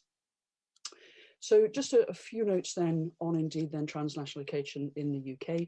As colleagues have said before, this is kind of a growing sector at UK universities, both in terms of scale and indeed strategic importance. And I'm just taking some of the information here then from a document that was produced by Universities UK. It's a few years out of date, it was 2018, but certainly many of the case studies and information that's contained in here is of course still relevant today. But just noting then to add then that a large majority of UK universities, some 84%, deliver transnational education to over 700,000 students worldwide, which has been increasing year on year. And this means then that UK higher education now provides qualifications to more students overseas than it does indeed in the UK itself. I would kind of recommend to colleagues to have a look at then the report that you can see on the screen at the moment. They have numerous examples and case studies, and there are 17. I've just taken a screenshot here then of 12 such examples of transnational education with kind of then UK universities. ranging from validation programs, dual degrees, branch campuses overseas, joint degree programs, blended learning. So a whole range of different forms of transnational education. And you can see them, which UK universities are looked at in this document, and also which then the host institutions overseas. Just thought it was interesting to pull out of this document then some of the benefits that have been identified by the UK institutions that have taken part of this. And this adds to many of the comments that colleagues have made earlier today as well. So just running down, you just need the first few words of each of these to see the point. But of course, it's increasing opportunities for academic staff to get experience working overseas and working with partner institutions, raising the profile of the institution overseas as well, particularly in the international higher education market, making it easier then to attract more students then in a global market, increasing opportunities for two-way student mobility, including visits, exchanges, etc., and of course, invaluable international experience, both from the academic perspective, but of course, importantly, from the cultural perspective, and indeed, as I'll come to then, the linguistic perspective. And also then developing relationships with local businesses and international organizations. From the partner institution sides, then looking at the benefits from there, the report noted then it's accessing world-class higher education provision in the host countries and host institutions, potentially then filling gaps in provision, and this works both sides of the equation. So filling gaps and also strengthening existing provision, developing higher skill levels to equip workforce in key economic sectors, enhancing the quality of educational opportunities then for students who get the opportunity to study overseas, potentially study also in the UK, increasing employability of then students who have taken part in transnational education, raising the reputation of the institution, of course, as a result of partnerships. And again, that works on both sides of the equation, and providing professional development for academic staff, which is also an important component of such partnerships. Looking then at the lessons learned from this, and several of the colleagues who have spoken earlier today have pointed out some of these, and I'll return to these as well from Cambridge's experience when I come to the end of this. But looking then, it's kind of when looking at developing transnational education or partnerships, dual degrees, joint degrees, is really looking at partnering with universities that bring complementary strengths that can allow you to scale up provision, reach markets and access resources. The importance of having then clear place agreements in place that clearly outline the responsibilities and expectations on both sides. Numerous of the transnational education relationships that have happened with some UK universities haven't worked because these haven't been as clearly outlined as they potentially could have been at the start. Looking at the host institutions or countries' needs and interests to see where there's a local skills gap with priorities and cultural differences. Building on strong relationships, of course, communication is indeed key within transnational education of the institutions working together, building trust between partners, communication, including face-to-face meetings once, of course, then the pandemic allows. Of course, buy-in from academic staff on both sides and senior management, both at home and overseas, is an important component of success, as well as to kind of then to contribute collaboratively to the development of the programs and maybe the expansion of the programs, as we'll see with the experience that Cambridge has had in this. And of course, having a champion within both institutions that really drives then the agreement in place between the institutions, but also looking at the benefits to be gained from a full and realistic budgeting. Of course, finance does need to come into this at some level, but an appreciation of the limited opportunity for transnational education to be a significant source of external income. And of course, then the importance of investing in networks, such as alumni networks and working in partnership, so beyond the actual experience that the students have during their degree. If we're looking at it then with the Cambridge programme, Cambridge isn't big in this area, as I think was noted by one of the earlier speakers today, but it does indeed have a dual degree programme. This is the only one that it has at the moment, but it is looking at other ones, I understand. And it has one with Hong Kong University. This then initially started as a 1+4 programme. So this would be that the students did their first year in Hong Kong and then came over to Cambridge for the 3+1 degree. So 3 years for their Bachelor of Arts, and then they do an additional 4th year to get their Masters. After a couple of years of this running, this was kind of then tweaked to look at then a 2+3 programme. So the students now do then 2 years at Hong Kong University and then come over to Cambridge for a 3-year program. And this started very small scale, as numerous colleagues have mentioned before, start with something that's manageable, something that can be then scaled up. So it started then in the area of engineering, in the discipline of engineering, but it's now being branched out into the fields of computer science, natural science, and biological sciences as well. And so this is kind of, I apologize for the quality quite of the graphic there, but that gives you an overview of the relationship that the university has with Hong Kong University. So the students do have the option, either 2 years at Hong Kong University and then the 2+1 system at Cambridge. Then so here they get their BSc from Hong Kong, they get their undergraduate degree. It says BA, even though it's engineering. All undergraduate degrees at Cambridge are Bachelor of Arts. So they get their BA, they can stay on then to do the 1-year additional program at Cambridge to get their masters. And all students after 3 years of having got a BA at Cambridge get an MA. So essentially here within a 5-year program, they can get 4 degrees. Or indeed there's the other system that they've had is 2+2. So this isn't taking the 3rd master's year at Cambridge. This is then just getting then, they'll have their undergraduate at Hong Kong, their undergraduate from Cambridge, and indeed then essentially this is then the one with the asterisk is the freebie for 3 years after getting their MBA, they are awarded MA status at the university. So this is the system, how it's been working for engineering. And I understand from the Pro-Vice Chancellor who has essentially set up this program, and indeed is a professor of engineering himself, that over 90% of the students who have come onto this program from Hong Kong University have gone on to get them firsts in their degrees at Cambridge. So it's worked out as a very successful program, which is then why it's been expanded out into different disciplines as well. So this is the gentleman concerned who has set up this collaboration and is indeed working on the other areas. I won't play you the video, but please do feel free to go and have a look. This is then the Pro-Vice Chancellor at the University for Strategy and Planning, Professor David Cardwell, who is indeed, as you can just see on the, the picture, is a Professor of Superconducting Engineering here at the university. And a distinguished professor at Hong Kong University, so has been able to facilitate this agreement on both sides of this arrangement.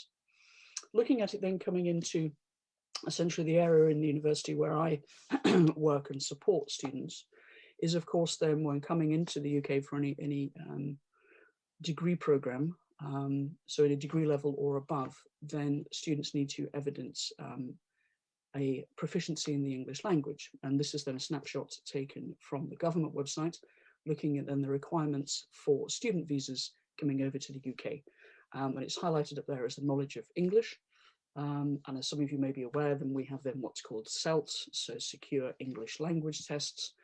Some of the big ones in here are then IELTS, so the International English Language Testing System, TOEFL, so the test of English as a foreign language, and also the Pearson PTE and other such tests, numerous of them.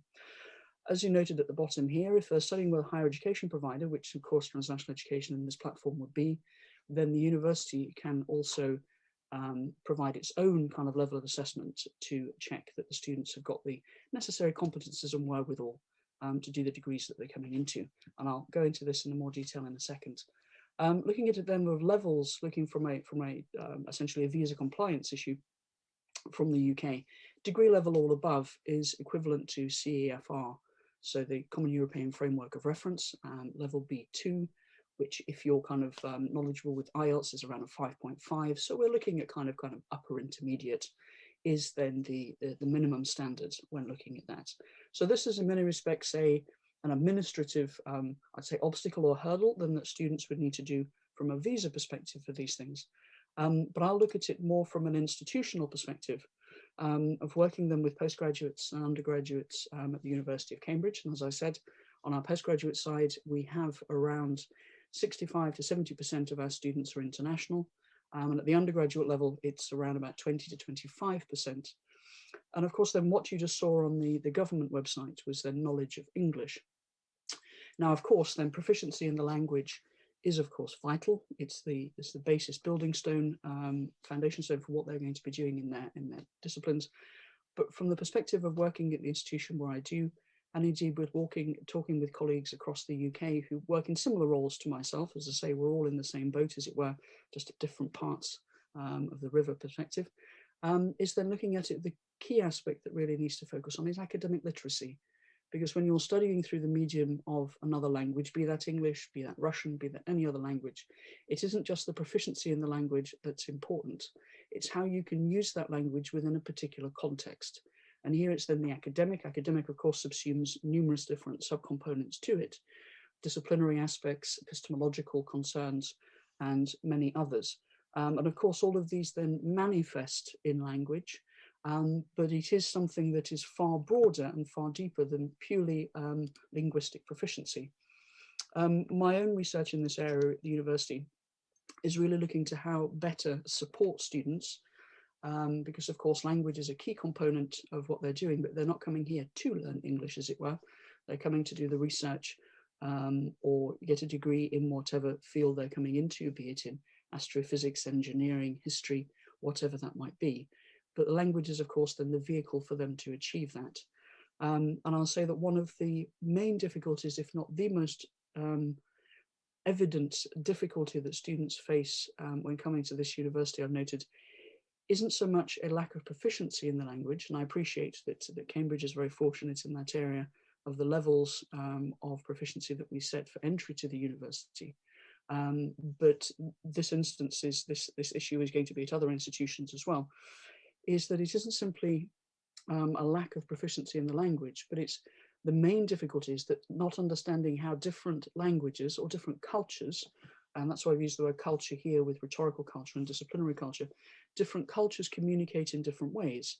Now, of course, from a disciplinary perspective, looking over here, it's quite clear to see that physics will communicate in a different way to say then that history does. But of course, then different languages communicate in different ways. And whilst a lot of the tests or a lot of ways of teaching English, we look at the proficiency in the language. Of course, when you're looking within a particular context, of which then higher education and academic work is a particular academic context, then you also need to know, essentially from this pyramid I'm looking at here, the different epistemological assumptions of the different disciplines. So you'll have influences of different disciplinary cultures here, the sciences construct knowledge in different ways to the arts. More importantly, as we go up, then looking at how the different disciplines then construct argument, but also this is going to be influence of how different languages construct argument. They don't all construct argument and articulate it in the same way. English is very much based on an Aristotelian Platonic system, for example, of how we do that, but that is a different system to other linguistic cultures. It's also looking at then how we achieve kind of clarity of articulation and expression through English as well. And here we're really looking at the different systems and how different languages do it in order to kind of get to the top of this. So essentially, what we're seeing at the apex of the pyramid is really the product, be that the written document or a presentation when you're listening to somebody speak. But essentially the quality of all of that, the articulacy of it, really depends on all of the levels that go beyond. But these aren't some things that certainly the big English language tests don't tend to focus on all that much. But these are the ones that really are kind of vital for students wanting to study through the medium of a different language at a different university, be that English or be that other languages. Of course, I'm focusing on English given the institution that I work at and what we do. As I say, the key difficulty that I see that international students face here at the university is something that I've termed rhetorical transfer. So it isn't then a lack of proficiency in the language. There's always going to be the odd slips. Of course, one of the benefits of studying overseas is indeed the ability to immerse oneself in that culture, in that linguistic culture, the historical culture, all of these different things. I know myself, I studied as an Erasmus student as an undergraduate. I'm a Germanist by background, and I did 30% of my first degree at a German university. But it isn't just simply your knowledge of the language, but it's knowing how that language constructs argument, what the expectations are of the individual institutions, of course, as well. I can remember being quite shocked. I did my first degree at the University of St Andrews in Scotland, where our regular essays that we would submit as an undergraduate were kind of 5 or 6 pages. When going to a German university, the undergraduate papers then were 15 to 20 pages, and I had a lot longer time to do them, but it's a very different mindset. It's a very different kind of then context that you're working in, and there has to be clear communication of what these expectations are. But also, of course, there are different text types such as that is going to have different structural expectations of it. And these weren't always clear. This was a bit of a trial and error system. But as I say, one of the things we notice here then at the university is students then essentially bringing the argumentational paradigms and assumptions from their first language into English. So essentially the language is there. It isn't a grammatical or lexical or syntactic issue. There might be the odd slip. But what we're seeing is the rhetorical paradigms and the argumentational paradigms of the first language. This was then something from an American applied linguist back in the 1960s, Kaplan. He himself was trilingual, Russian, French, and English. And this was just showing the movement of argument across different languages as to how it works. And this isn't to say that English is any better than any of these here, or vice versa. It's just to say that different languages have different paradigms. And it's important to kind of then support the students, whichever direction they're going, of course, to kind of understand this as well. Because in English, English is a very much of a writer-responsible language, where essentially it's up to the person writing or speaking to be clear. It's not for the person reading or listening to be able to ferret out the meaning of what's being said. But these aren't always expectations and assumptions that are clearly articulated when looking at language provision, but are something that are very important when the student is in situ in an academic environment. And it is important to say that this is a two-way street. I know that the question of language was brought up in the initial panel discussion this morning, and I would kind of then reinforce the comments that were made, that it is for any of the British students or UK-based students going to Russia, it's important that they also get the opportunity to learn Russian, a knowledge of the language and the culture, because that's a key component of such transnational education and shouldn't be undervalued. I did then ask them, the Pro-Vice Chancellor for Strategy and Planning, what the kind of key message he would say when he was looking at kind of any such arrangements that this university has been going into, and indeed what motivated and guided his agreements with Hong Kong University. And basically it boiled down to, he said, really at the end of the day, it's when deciding what to do in these ones is what's in the best interests of the students. Of course, then institutions will have different things that they want to achieve, but at the end of the day, what's in the best interests of the students who will be taking part of this program? And that's been the guiding light in the Hong Kong University one.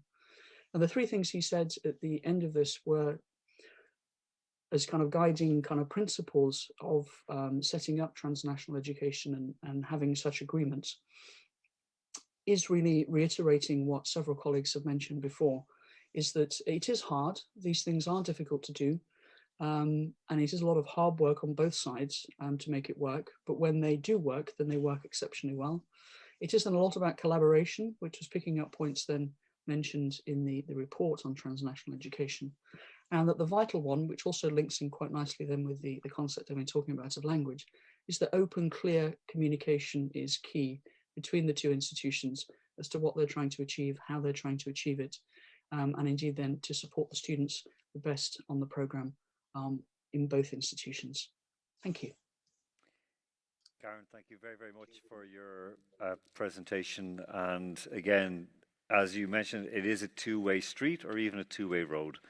Mm-hmm. So one very, very brief question, because we were slightly over time on that, and it is that what, for example, what are UK students looking for from a dual degree program? We've been speaking about it from the Russian side, so just if you can kind of like put it into a nutshell. I'm sorry to put you on the spot for that. As I say, that is out of my comfort zone or experience zone, as it were, looking from that. But I would say, having studied overseas myself, and also looking at one of the strengths of the institutions, say such as Cambridge, is that it is a phenomenally international university. We have students from all over the world here, which is an absolute privilege for the home students. But of course, then Cambridge is quite strong in wanting to support our students in gaining second, third, fourth languages as well once they're here. And it isn't just the experience of studying in your discipline overseas, which of course is important in the sense of learning how different institutions do different things, different strengths in research and all of this. But I think just the cultural broadening of horizons is huge. And being able to make contacts in different parts of the world, have your own opinions challenged, have them expanded, have them refined, is such a wonderful opportunity. Both, I mean, here, our students quite a lot get it because we've got a lot of international students here and they can challenge it here and they can have their views challenged and broadened.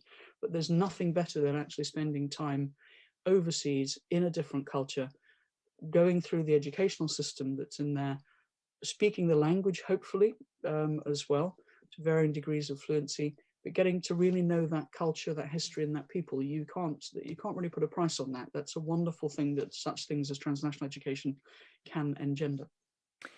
Karen, well, thank you very, very much for your time today, and enjoy the rest of your day, and of course have a super 2021. Thank you very much indeed, and you too. Okay, and now we return closer to home, back to Moscow, and to the College of Economics and Finance at the Higher School of Economics. We're delighted to welcome on to further enlighten us on the values of transnational education and dual degrees, Olga Nizovic. Olga, you're very, very welcome. Thank you. So can I share my screen? You can indeed. Mm-hmm. Just a moment.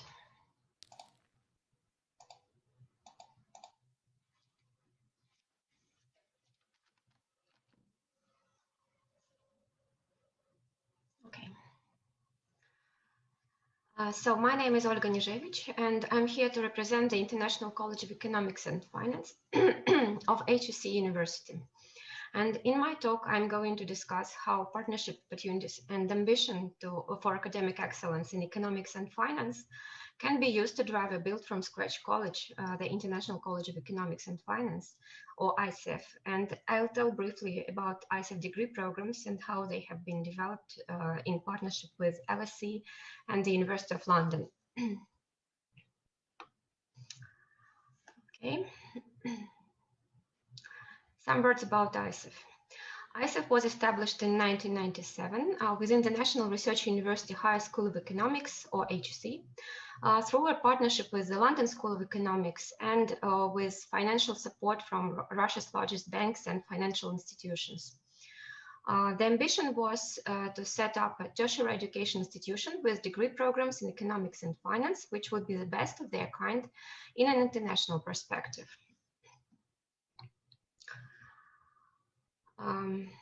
The very idea behind ICEF emerged during the international EU Tempus project led by the Russian and the European universities. This idea was driven by definite academic motive to launch a new institution with aspirations of international excellence. And ICEF has seen several stages in its development, and each of which was marked by a specific agenda. On this slide, you can see some key milestones completed by ICEF in its development based on the tasks in focus. So from a provider of a double degree Bachelor of Economics program, delivered mostly by visiting professors, ICEF has grown to become a research-oriented center of academic expertise. And beginning from 2007, in cooperation with LSE, ICEF delivers the International Master of Financial Economics program. Then ICEF aimed to set up a Center for Financial Economics Research, which involved also the establishment, in cooperation with LSE, of the International Laboratory for Research in Financial Economics, and the efforts to upgrade the research setting and the ICEF faculty members' qualifications to internationally competitive level. And as such, ICEF represents a novel model of institutional partnership in action. And this partnership is not limited to cooperation in the field of academic programs only, but also includes building a team of highly skilled lecturers conducting solid international research and perfecting academic governance in order to create at HEC an internationally recognized center of academic excellence in economics and finance. Okay, some words about ICEF today. ICEF has proudly produced more than 2,000 graduates since its inception up to date, which includes double and master's degree holders. And ICEF graduates' high-level skills allow them to compete successfully for jobs and places at the world's top-ranking universities. The current student enrollment stands at 1,000, and ICEF faculty includes 20 full-time professors. All of them are holders of PhD degrees from well-known Western universities. And here is a picture of our full-time academics team. Now, a few words about the bachelor's program. The design of ISEF double degree bachelor's program replicates that of the University of London's program, which operates across the world. All students who are enrolled in ISEF through HEC competitive enrollment procedure sit in the end of their first year international examinations, and after passing them successfully, students are enrolled in the international LSE-run economics program of the University of London. Then the subsequent teaching and learning process follows an integrated curriculum consistent with the standards of the two universities. So in each year of their studies, students sit the examinations that are prescribed by the Russian standard and those by the University of London standard. Upon successful completion of all the degree requirements, graduates are awarded the diploma of the British university and the diploma from the Russian university. And in this way, ISEF double degree program enjoys the status of an international validated bachelor's degree program. But of course, tailoring the academic process to the requirements of a double degree framework involved the work to revise the academic governance system at ISEF.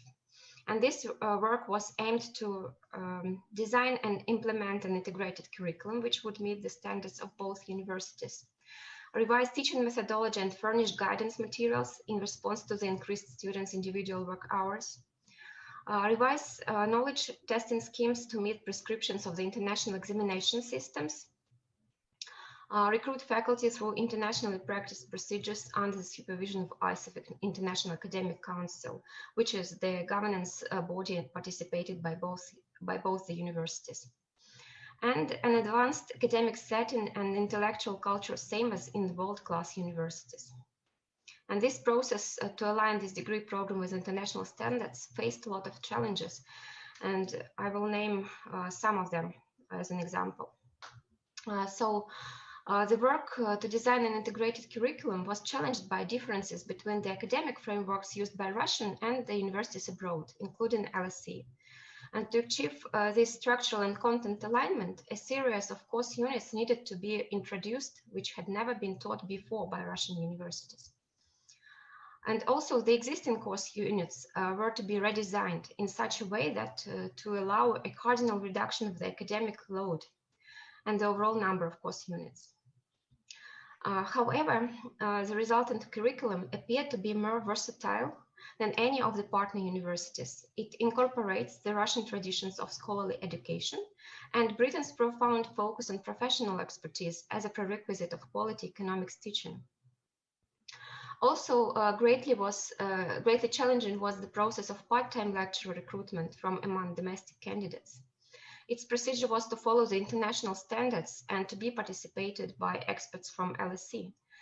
And it had exposed a discrepancy between candidates' certified level of competence and their actual knowledge of economic theory and level of English language skills.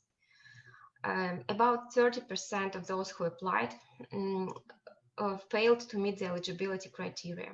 But eventually, as more candidates did apply and they met the strict eligibility criteria, ISEF achieved the faculty of exceptional professional level, and the majority of whom held full-time positions at HEC at that time. And it was due to them that the program received international recognition and advancement. Also, some words about students' performance in the first international examinations. It was more than confusing. This was largely to the students having been poorly prepared for the examination format practiced by the overseas universities.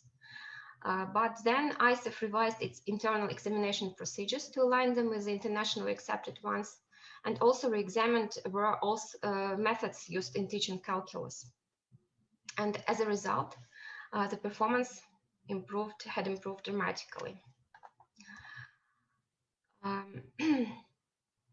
Today and every year, more than 65% of ISEF students graduate with first-class honors and second-class upper honors from the University of London.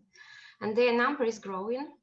ISEF students' performance in the University of London economics program is the highest among all other schools delivering this program globally, and where honorary degree recipients represent only 20%. Now let's turn to the master's program. It's a bit different from the bachelor's one. So when work was started to design the Master of Financial Economics program, it too was driven by aspirations of international excellence. And the idea was to merge the fundamental theories and profoundly elaborated contents of LSE one-year professional programs into a master's program with required duration of 2 years in Russia. As a result of numerous discussions, a curriculum has been achieved that balances perfectly the theoretical and practical course units. This English taught program attains the international perspective through its design, developed in cooperation with LSE, the team of lecturers with solid track record in international teaching and PhD degrees from renowned universities, and also examination policies, which involve external examiners from LSE. On this slide, you can see that almost all the core courses and some electives use this external procedure. Upon successful completion of the program, graduates are awarded a master's degree from HEC University and a letter of validation signed by LSE director and HEC rector.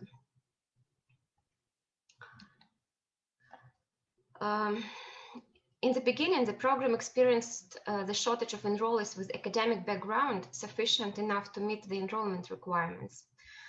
But this lack was successfully coped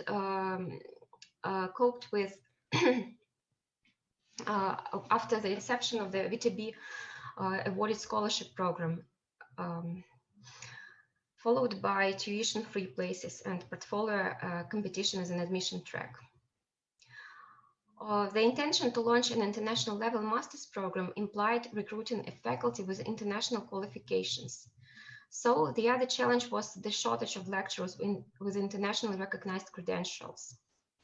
Coping with it required ISEF to undertake international recruitment searches, a task the Russian state-financed universities had very little experience achieving. And among HEC constituent units, ISEF was the first to pioneer in 2006 the recruitment of PhD holders from abroad to full-time faculty positions on globally accepted terms and employment packages. This has led to the emergence in HEC of an academic career path that builds on international practices and schemes for retaining and offering promotion opportunities to internationally recruited academics.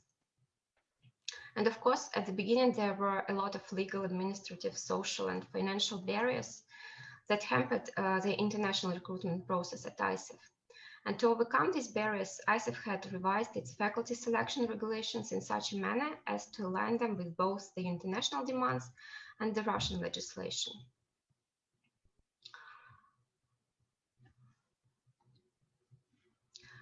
Since 2017, ISEF Master's Degree Program offers the double diploma track with Lewis University. And this double degree program allows ISEF master students to enhance their studies of economics and finance within an Italian context at Lewis, a leading private university based in Rome, and vice versa. After successfully completing this program, students obtain 2 diplomas, but in this case, they do not get a letter of validation from LSE. Although, according to the double degree agreement, the parties may accept up to 5 mobility students annually, the number of ISEF students willing to go to Lewis has not been high so far, actually. And by now, only a total of 9 students from both parties graduated from the program with 2 diplomas.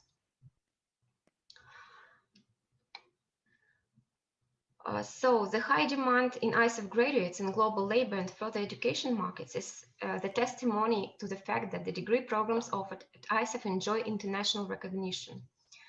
And as for the employment rates of ISEF graduates, more than 40% of bachelor students enter the workplace immediately after they graduate, and so do more than 90% of master students. The other opt for an academic career. Since the first batch of graduates completed their degrees in 2001, a total of 35% of all bachelor students have chosen to pursue master's and PhD programs at the Western universities. And some 30% of them continued studies at the universities among the top 50 in the QS ranking. And also a small but growing number of master graduates choose an academic career and enroll PhD programs at top universities. And I have also prepared some concluding notes. The entire evolution of ISEF showcases how partnership opportunities create added value. And ISEF achieves its strategies through the partnership with LSE, as mentioned earlier, and reforms in two key areas. The first one is its degree programs that have been carefully targeted to align the structure and the contents of curricula with international education standards, while preserving the traditions of the Russian education. Then use English as a language of instruction, which is designed to facilitate students' access to educational resources and cultures, and to prepare them for careers in economic sectors globally.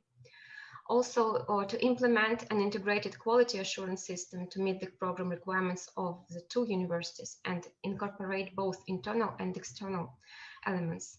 And promote virtual mobility by giving students access to informational resources of the University of London. Also video courses and related online content, and use international knowledge testing systems and involve independent examiners. Also offer double degree programs with international diplomas, validating the actual consistency with quality standards, and equip students with skills and knowledge highly sought after by employers and further education markets globally. And the other area is faculty recruitment and research environment. So faculty recruitment at ISEF uses international procedures. All faculty members are holders of PhD degrees from world's leading universities. And the procedures for reviewing and evaluating their research progress rely on those participated by top universities globally and involve accomplished academics from overseas as independent experts. And also presence in international peer-reviewed publications is seen as an indicator of global recognition of the research outputs at ISEF. So I think that is all from my side. And if you have any questions, you're welcome. Olga, thank you very much for an excellent example of what can be done, and also just to show that the development of students and the kind of the high rate of first-class degrees being awarded to students of the HSE compared to London, but we won't go into that. One very, very short question that I want to pick up on something you presented was that there was support, the scholarship support available from financial companies, from VTB Bank and so on. How important was that to getting the program off the ground initially? Actually, these scholarships are very important for our enrollees, as they make the program more popular among regional students, for example. So students with not so high income can access very renowned education. Excellent. Listen, Olga Nizovic from the Higher School of Economics, thank you so much for your presentation today, and have a good evening here in Moscow. Thank you. Bye. Bye-bye. And now we go back east again. It's still Thursday out there, and we're going to speak with Valery Rukavishnikov he's the director of the Harriet Watt Center out in Tomsk, and of course he is also the Director for Development of the School of Natural Resources for Tomsk Polytechnic University. A very warm welcome, Valery. Hello. Well, nice to hear and see you here today. So I thank you for this opportunity to participate in this event, and I want to tell you something about our 20 years success story with the partnership of Tomsk Polytechnic University and Harriet Watt University. So it's beginning 20 years ago, and because my example is from engineering area, so I would say we need to work very closely with the industry and understand their main challenges and the problems. So because they are customers, we should talk with. So, in the 20 years ago, our industry, petroleum industry, say that we have a list of the problems of the petroleum engineering education in the country. So it's outdated content of the programs, courses within one discipline have lack interconnectivity, and the real-world industry data is not available for students. Usage of industry-specific software is very limited, and usually students not encouraged to think out of the box, and teamwork and interdisciplinary cooperation are missing. So we somehow, Tomsk Polytechnical need to solve these problems for our customers. So it was created, the Petroleum Learning Center was created to serve as the first major effort to tackle these problems. So it's a joint project of Heriot-Watt University, it's from Edinburgh, UK, and Tomsk Polytechnical University. For Tomsk Polytechnic on that time, it was a completely greenfield part of the university, which is working in different conditions, like compared to the other parts of university. And speaking about Heriot-Watt 20 years ago, it was very well established engineering university and very well known among world petroleum industry. So it's interesting that the last year gave a chance to sum up everything and understand what we have built together. So the last year QS ranking made the first time ranking in petroleum engineering. So in a rank, Tomsk Polytechnic is 26 in the world and the first in Russia. And if we speak about the reputation among industry and employees, we are on the 6th place in the world, which was actually impossible without our partnership with Edinburgh. So it was a decision to make this new structure and how it works. So as you can see, there are 2 universities taking leading part in this center. So Heriot-Watt provides course content, international degree, academic support, quality assurance. And Tomsk Polytechnic is approved with academics, day-to-day teaching, infrastructure, and research. The key part, actually, that makes everything works in the right way is the companies, petroleum companies. So it's industry who is interested in our graduates. So they provide employment for graduates, research objectives, data, software, and actually finance for the students to be able to pay for the education. So what we are doing, and as a part of university, the main objective is train future and current industry professionals in any aspect of petroleum engineering, starting from the exploration and up to the production. So the other part, which is really we need to have them on the board, is the research. So to support education, we conduct a lot of the research in geological exploration, field development, core analysis. So everything that you think you will need in industry, we can do this here in the university. So actually this part research was established like only 7 years ago. And now most of these topics are commercialized and we earn some money for university. So for now, for the 20 years summing up, we have 2 Heriot-Watt postgrad courses, 1 MSc course from Tomsk Polytechnic University. I will talk about them more. We have 40 short courses for industry professionals. We have more than 200 research projects delivered in various areas of oil and gas industry, and we have more than 50 corporate business partners. So it's Russian companies and as well as the international companies. So which opportunities we give to our students, our Russian students here? So it's 2 one-year programs. It's MSc in Petroleum Engineering and MSc in Reservoir Evaluation and Management. Well, it's a unique situation in Russia because in Russia usually you need to spend 2 years to get the MSc degree, but in UK it's different. It's only 1 year. So our students able to have only 1 year program and have a MSc from Heriot-Watt University. So that's really nice for them. And so we have a 2-year program. It's paired degree in petroleum engineering. And after graduation, students have Heriot-Watt and TPU MSc degrees. So the recruitment process for us is actually very differs from the traditional way in Russia. And for MSc students, we need only best students in any technical with any technical background from any part of the country. So basically, we spend a lot of the time and efforts to find the best students and to bring them to the Tomsk, to the Siberia, and teach them to the petroleum industry. So why we still our education is still is actual, and it's very the students still come to us.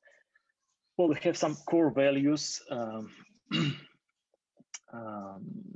and these values and skills what we try to, well, if like install to the students. It's a system approach, analytical skills, industry-related skills, interdisciplinary cooperation, and teamwork. So we believe that all these skills and values, students with these values can provide really good result to the company. So what company have if they take our graduates to the job is before it's only knowledge, and after our education is integrated skill. So we have some basic principles that we try to use in any part of the educational process. So it's a modular approach in delivering course content. It's different compared to the other parts of Tomsk Polytechnic. Lectures and tutorials provided not only by TPU staff, but the Heriot-Watt as well. All the interim assessment and rigorous making of students' work, so it's very hard to learn from us. So in field development and field evaluation project, it's actually really nice example of the teamwork, which usually students won't able to get anywhere else. So they work in teams, and they have their experience in real state-of-the-art technologies, industry software, and all the real life data. It's very useful for them. So the other part, which I think important, well, it was actually before the pandemic, the one of our course, reservoir relation management guys going to Spain. There I have a field trip with students from Edinburgh campus. So it's really good chance to our student to be in another country and to be in another culture, and find how to interact, how to work with the not only multidisciplinary teams, but the multicultural teams. As you probably know, all the oil companies and all the petroleum industry is very, very different internationally.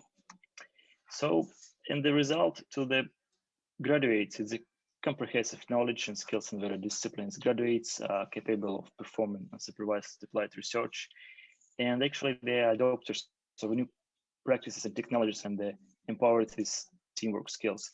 For now, we have more than 1,000 graduates and working in, well, I would say all of the petroleum companies in Russia and all over the world. They have a different position. Some of them actually are top management of the companies in Russia. So you see any oil company in country has our graduates. So for the 20 years, I find out that this lesson learned for our successful partnership with Heriot-Watt is ability to adapt to a changing industry and anticipate future directions. So the strong leadership is a clear vision for all participants, and we need together hear the industry, so basically it's a client, and involve them into decision-making process. Well, win-win approach to all partners, it's important. Everything was able not only because of the support of university administration, but it was very nice component. And focus on the mission of organizations, not individuals. So I think all these lessons will be useful for any partnership of universities. So that's it. And so I finish with this nice picture from the UK embassy in Moscow, and there are other graduates have their diplomas. So thank you. Valery, thank you very, very much for a brilliant presentation. And again, it's something that, when a lot of the people from outside of Russia look at Russia, they see Moscow and St. Petersburg, but they don't realize the absolute stunningly good work being done by yourselves out in Tomsk.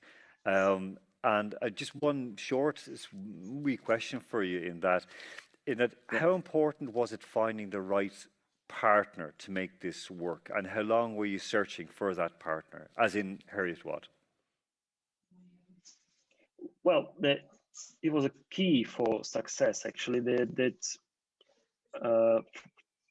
Watt was the one, I would say, one of the best in petroleum education all over the world, like 20 years ago and now. So it was a key part of our partnership. And the thing is that it was not only university, Tomsk Polytechnic and Harriet Watt, the industry was involved as well. So we are three of us find the right partners and begin collaboration. So it's very important to find the right partner, actually. And well, you need to understand what you really want result out from this partnership. And how long did it take, Valery? Because did it take a long time to actually really, no, it's just 1.5 years. It was one visit to Edinburgh, one visit to Tomsk, and we get the finance support from the oil companies, and we started. Excellent. Okay. Valery Rukovishnikov, thank you so much for your time today. And again, it's a brilliant example of when two organizations come together and then they get the private backing as well. Thank you so much. Have a great day. Great evening. Okay.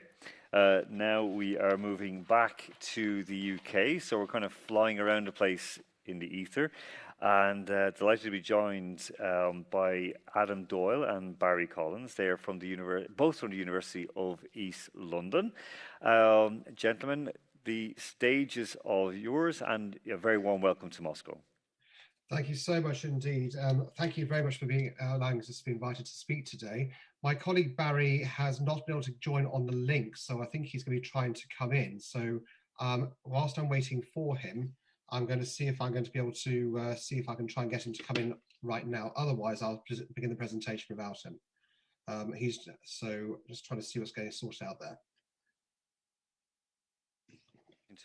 To organise to get him online, we can begin the chat. Of course, first question is, how's the weather in East London? Well, the weather in East London is actually quite sunny today. It's quite pleasant out here. It's a lovely part of the spring. So whilst we're trying to get him in, I'm afraid, just give me 1 second if I may. What I'm going to do is I'm going to speak to him quickly on the phone so I can just walk him through in the link so I can get through, if that's okay for 1 second. Yeah. In the meantime, here, of course, folks, we will just remind you, of course, this is our final speakers for today. Of course, this forum is just one in a series of forums brought to you by the UK-Russia University Alliance, of course, with the support of the Culture Department of the British Embassy here in Moscow, and of course the National University of Science and Technology, MISIS, where we are today. A couple of little small issues as well. We've had some questions in. One, I'll just find the name and say it correctly. So it is from Ramilia, who is asking about how to work within such programs and how they can bring it to their university.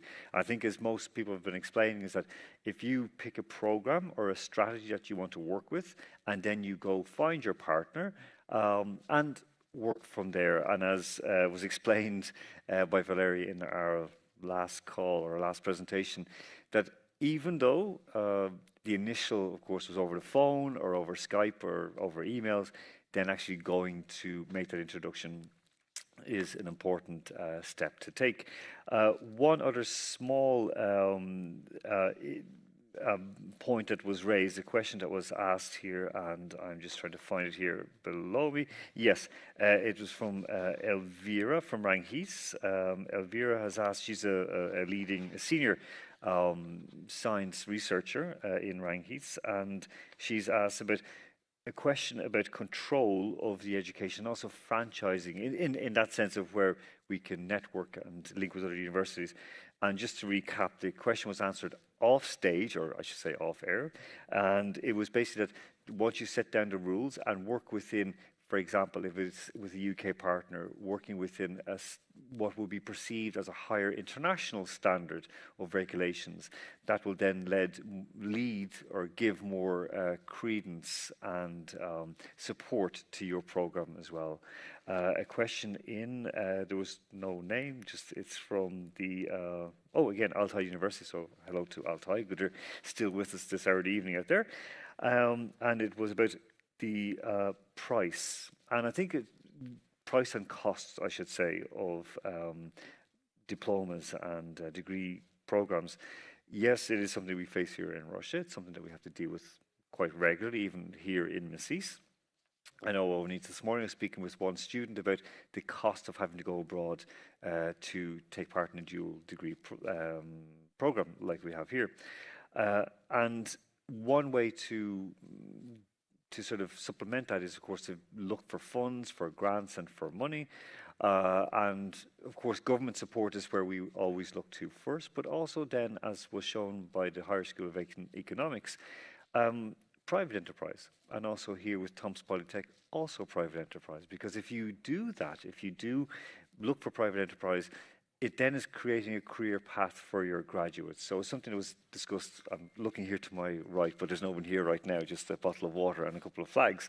And that is something that we need to understand, that when we have that link with business, the kind of the public-private link, it's very, very important to help develop then the dual degree programs. I'll just check in again with Adam. Adam, are you any further on with the presentation? We are indeed, and my colleague Barry's been able to join us, so apologies. We had a slight issue with the link, but we are both here now. Lovely, so thank you very much for waiting with us as well. I very much appreciate that.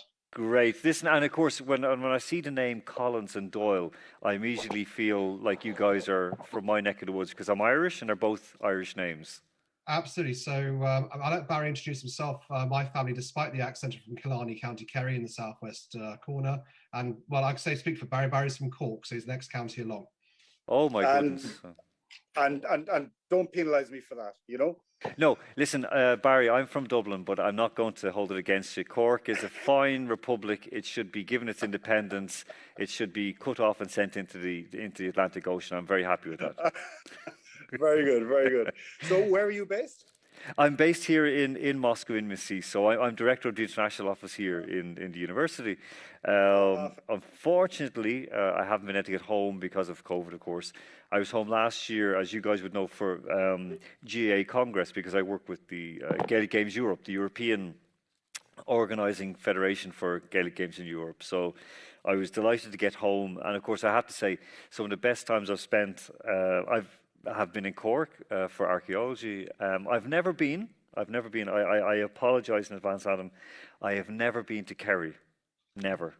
That's a wise choice. You know? You see, I stood in County Limerick on a bridge looking across into County Kerry, and it was raining in Kerry, and I said, I'll just get back into the car and go back. So I think once I get there, it's like Tirnanog. I'll live forever once I get to Kerry. So that's very good, very good.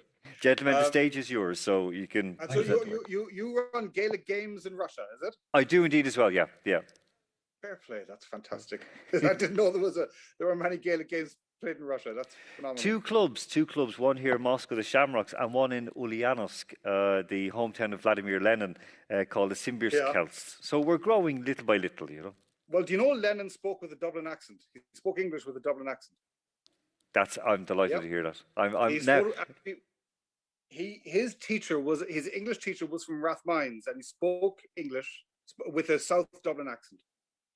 Well, I'm from the north side of Dublin, so I might hold it against them. So, gentlemen, the stage is yours, and everyone's waiting for the finale of our forum today. Okay. So, thank you so much once again for allowing us to speak today. It gives us great pleasure to talk about the increasing value of transnational education for student outcomes and university partnership. I'd like to, first of all, Barry, would you like to introduce yourself? Absolutely. My name is Barry Collins. Привет из Лондона. Меня зовут Барри Коллинз, и я директор юридического факультета Университета Восточного Лондона. Я юрист по специальности международное право, право человека и юриспруденция. К сожалению, я плохо говорю по-русски, но меня очень интересует русская культура и общество. К тому же Россия зимой мое любимое место. Я хотел бы быть там сейчас. Я надеюсь, что мы сможем начать работать вместе и сотрудничать в будущем. I'm very, very pleased to be here today, and I'm hoping that this will be the beginning of collaboration and transnational education between our different institutions. And I want to now hand you over to my colleague and a fellow lawyer, Adam Doyle. Adam. So good afternoon, everybody. My name is Adam Doyle. I will not try and speak Russian like Barry, although I do speak a few words. I'm the director of Careers and Enterprise for the university. And as Barry has said, whilst we do not have a partnership in this way, we do have, between the two of us, 40 years of experience of transnational education through the various roles which we've held in academia. So with regard to this, we're going to focus, because of our expertise in law, on a particular case study, which is that of the value of the legal profession itself. And it's really interesting because of the opportunities and challenges, but also the specific points with regard to how law works as a societal construct. That means that there are unique opportunities and challenges with regard to this particular area. The starting point, setting the scene, is why we actually look at transnational education at all. And it's important to note the increasing globalization of law firms has been matched by the international client basis as well. There's a greater demand for having legal advice over a wide range of jurisdictions simultaneously. Clients want this. There's a global reach with regard to both corporates as well as private clients, and therefore law firms have naturally responded to this by expanding into new jurisdictions. All very, very positive. I mean, the main areas have obviously been commercial and family service and financial services, but also we've got the private client and family law aspects, which are increasingly growing as well. And this has been a great bit of development for the last 20 years or so. However, law as a subject has a very societal nature at the same time. The way in which law works is very specific to the jurisdiction in which you're based. So the point to bear in mind with this is basic issues which we might think of as normal, such as how one contracts, how one buys stuff, or the law of property, how one owns things, can vary massively from one jurisdiction to the next. Indeed, within the United Kingdom, the amusing part is that how you own property is different between Scotland and England and Wales. So it shows that there are very, very specific areas where law might change. But also, even if you are based in a particular jurisdiction, certain legal tools of certain jurisdictions are seen as incredibly important. The English law of contract, for example, is seen as absolutely essential with regard to shipping law around the world. The idea of trust law, how property regimes can be split for either commercial or for family purposes, is very much an English invention, but the interest of it expands along a wide range of jurisdictions. And indeed, whilst there have been attempts to harmonise law with regard to things such as EU law, the impact of Brexit, and I'm going to leave it at that pretty much with regard to the comment, is going to mean that obviously jurisdictional change will exist, and therefore knowledge of multiple jurisdictions for your client base is becoming ever more important. So the thing to take a look at this is also to remember the need to make sure that this transnational education is of value. So we've got to make sure that it's something which is relevant to the employers, but also to the students. The students actually see this is going to be beneficial for their careers or for their own interest, their expertise within the particular area of law they want to practice in or undertake other types of work. So what are the main opportunities with regard to this? Well, the reason why I was so excited to talk about this today is because legal education in England and Wales is currently undergoing some major changes. And the big change with regard to this is going to be how solicitors are trained from September this year going forward. we have the obvious options of either dual degree options or possibly some top-ups where certain amounts of study can be recognized and then built upon going from one jurisdiction to the next. But there's also the fact that historically within England and Wales, there's been a demarcation between the academic stage of study where you learn concepts of law like contract or property, and the professional stage where you learn your advocacy skills, your ability to interface with clients. And with the new solicitors qualifying exams that are coming in this year, there's a wide range of impact because it means that this can be done in much more flexible ways than what has historically taken place. There's no recognition or requirement for a law degree even to be to take the SQE nowadays. You actually just have to have any type of graduate qualification. So you pass an undergraduate degree and then combine that with preparation for tests for certain demonstrations of legal knowledge that could be studied by the student with top-up courses or in bite-sized chunks. So there's lots of options with regard to this. Maybe it's going to be for Russian lawyers who are in practice, might want to look at specialisms that can build on both academic and professional accreditation they may have. It could be that they want to be dual qualified. And the major way in which this is done is through, for solicitors, the Qualified Lawyers Transfer Scheme, the QLTS. So this is a series of assessments which are studied over a series of weekends and then multiple choice tests taken in a huge row a few weeks later. A very, very intensive, short, sharp hit, but a way in which students can possibly, if they are already qualified in one jurisdiction, suddenly be qualified in England and Wales as well. A more slow but more detailed scheme works for barrister training with the bar transfer test as well.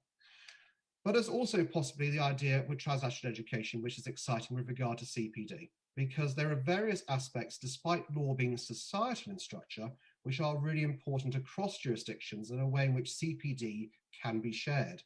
The big examples that come immediately to mind are the use of legal technology, so law tech, so in other words, how contracts get drafted, how you can ensure more efficient ways of dealing with client issues, but also financial technology as well with regard to commercial law, how fintech can interface as a topic where standardized rules across multiple jurisdictions will take place for financial services, but also how that technology can make everything work much more efficiently. So we've got to look at this but by looking at the student need as well as the employer need. And the big thing to start with is to make sure that not only are the institutions able to deliver and the students are ready for the institutions, but I think it's important to remember that the institution has to be student ready as well.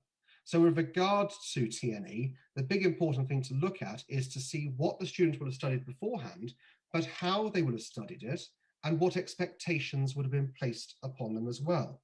How are the classes structured? How many students will there be in a class? Indeed, what is the expectation within the class itself? Is there a very defined hierarchy between the academic leading the class and the students within, which means there's going to be a more didactic approach? Or is it going to be one in which is more facilitative of discussion and debate, a way in which you can actually have the academic possibly leading with controversial statements to facilitate that discussion, and then the academic is there merely to make sure that discussion takes place within a legal sphere to facilitate these skills for development of argument and also reasoning. There may be other things to look at with regard to focus on referencing as well. So how law is referenced within England and Wales is done in a very specific way that's different to other social sciences. The Oxford referencing system is obviously something unique to England and Wales, and making sure that students and practitioners are able to do this is something which we have to be really, really clear of, and how we can make sure that preparation is set out in advance is essential to be able to have a student body who is able to succeed and the program itself to be sustainable in nature. The big thing to take a look with this as well is to make sure not only we're looking at the referencing, but the expectations in assessments. With jurisdictions which might rely very heavily upon vivas and verbal defenses of statements, moving suddenly to coursework will be a different set of skills and making sure that we are able to support students to be able to succeed and thrive on those. With regard to professional examinations, there's an increasing reliance upon multiple choice assessments, which at a first glance sounds a very easy way of assessing. But actually, the multiple choice assessments can be incredibly difficult. The differences between the options can be one word in a long sentence. It's obviously the way of making sure you can prepare the students for those types of assessments as well is going to be really, really important. And the role of the academic and the institution to be able to be ready to be able to show how these assessments work, but how the assessments are graded, what the expectations are, and how this leads to the next stage of its academic to professional or from professional to career must be set out in stone. But it's not just the assessments and the study. The successful transnational educational partnerships will also from the very beginning make sure that students know what journey they're on. So make sure that terminology that may be specific to a particular jurisdiction is explained. And whether certain concepts that may exist in one legal educational sphere might not exist somewhere else, and explain the rationale for that as well. Because the university where Barry and I both work at has had assessments last month, things at the forefront of our minds include how the assessment process takes place. That could also involve the role of extenuation, which means where a student is unable to take an assessment because of, say, medical reasons, and how that differs from extension, which many students may be requesting because of personal circumstances, but many universities just do not offer.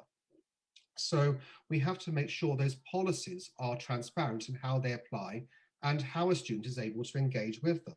And it must be made clear from the very beginning.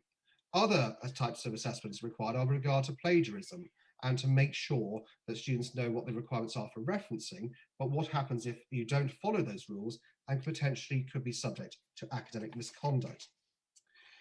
Moving on, though, is making sure you meet the needs of the professions as well. And I'm going to focus on the solicitor's qualifying exam. The reason why I'm going to focus on that predominantly is because that is the most common qualification that most law graduates want to go to, having completed the academic stage, and it's where most transnational lawyers who might be qualified in one jurisdiction want to convert across so they can work in multiple jurisdictions. There have to be discussions, and I think the importance of strong transnational links combined with the new type of assessment with the solicitor's qualifying exam gives institutions, both in Russia and within England and Wales, combined lobbying power to see how assessments and work undertaken at various stages can be used for credit towards various aspects of professional qualification. Can various assessments or previous study be recognised to give certain exemptions from assessments? The first stage of the solicitor's qualifying exam is mostly multiple choice test based.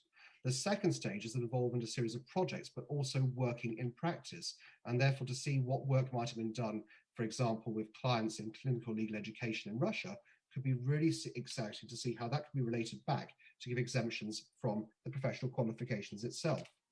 As I've mentioned, though, the assessment diet is very, very different and very, very specific to the UK with regard to how the multiple choice test assessments are so fundamental. And if that is different from what's taken beforehand, making sure that we can highlight that to ensure there is some form of guarantee or some sort of preparation for the students to be able to engage that and succeed, and showing how it's important to have this clarity across boundaries to make sure that transnational students are able to succeed and are not placed at a disadvantage because of the nature of the assessment used.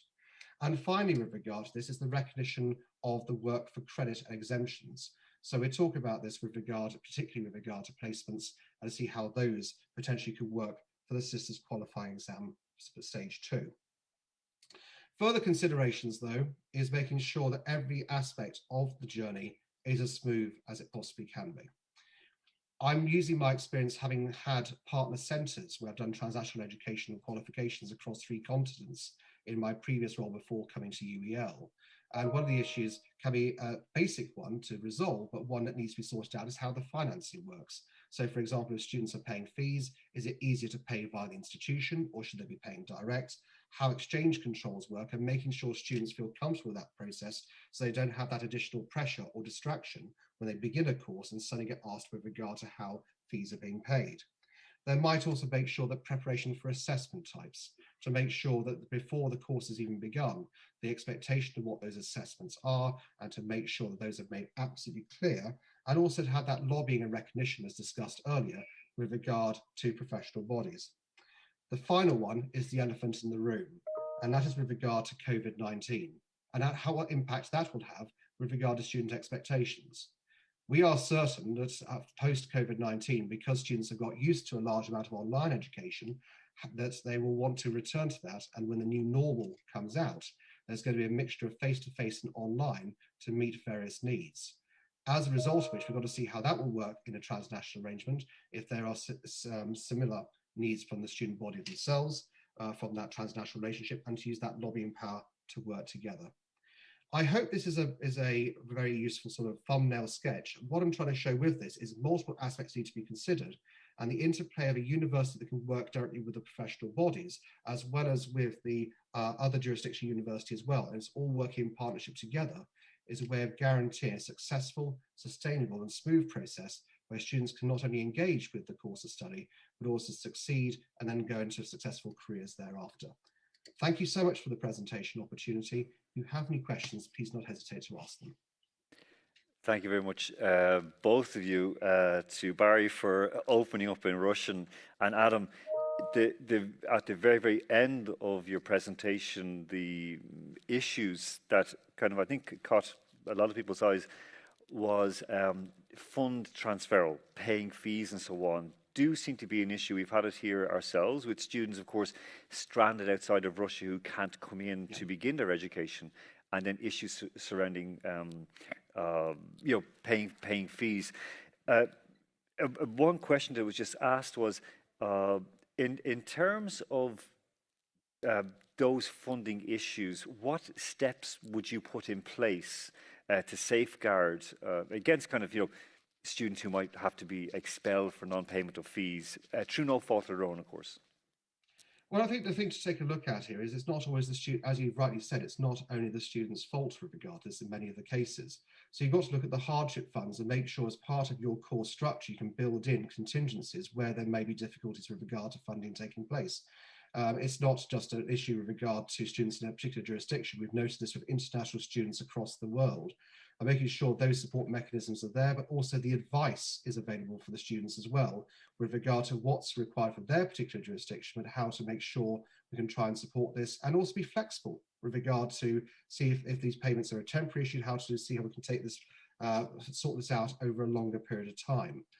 It's something which we've found across a range of courses, and we are not the only university that's had this particular difficulty taking place. And I think what we have to be really thinking of here is to see how difficult are the exchange controls to start off with in the first place? What are the funding requirements? What flexibility can be offered with regards to those funding requirements? And also where there are issues, and unfortunately, because of the strange times we live in, there are students who will face hardship despite the best laid plans. There are students who will have issues with regards to the fees. We've got to be humane as well as rational with regard to running the courses from a sustainable perspective. It's not a case of trying to kick students out, it's trying to see how we can support them work through it and working out if there's a plan to see how this support can take place. From hardship funds, from working out with regard to funding options or elsewise.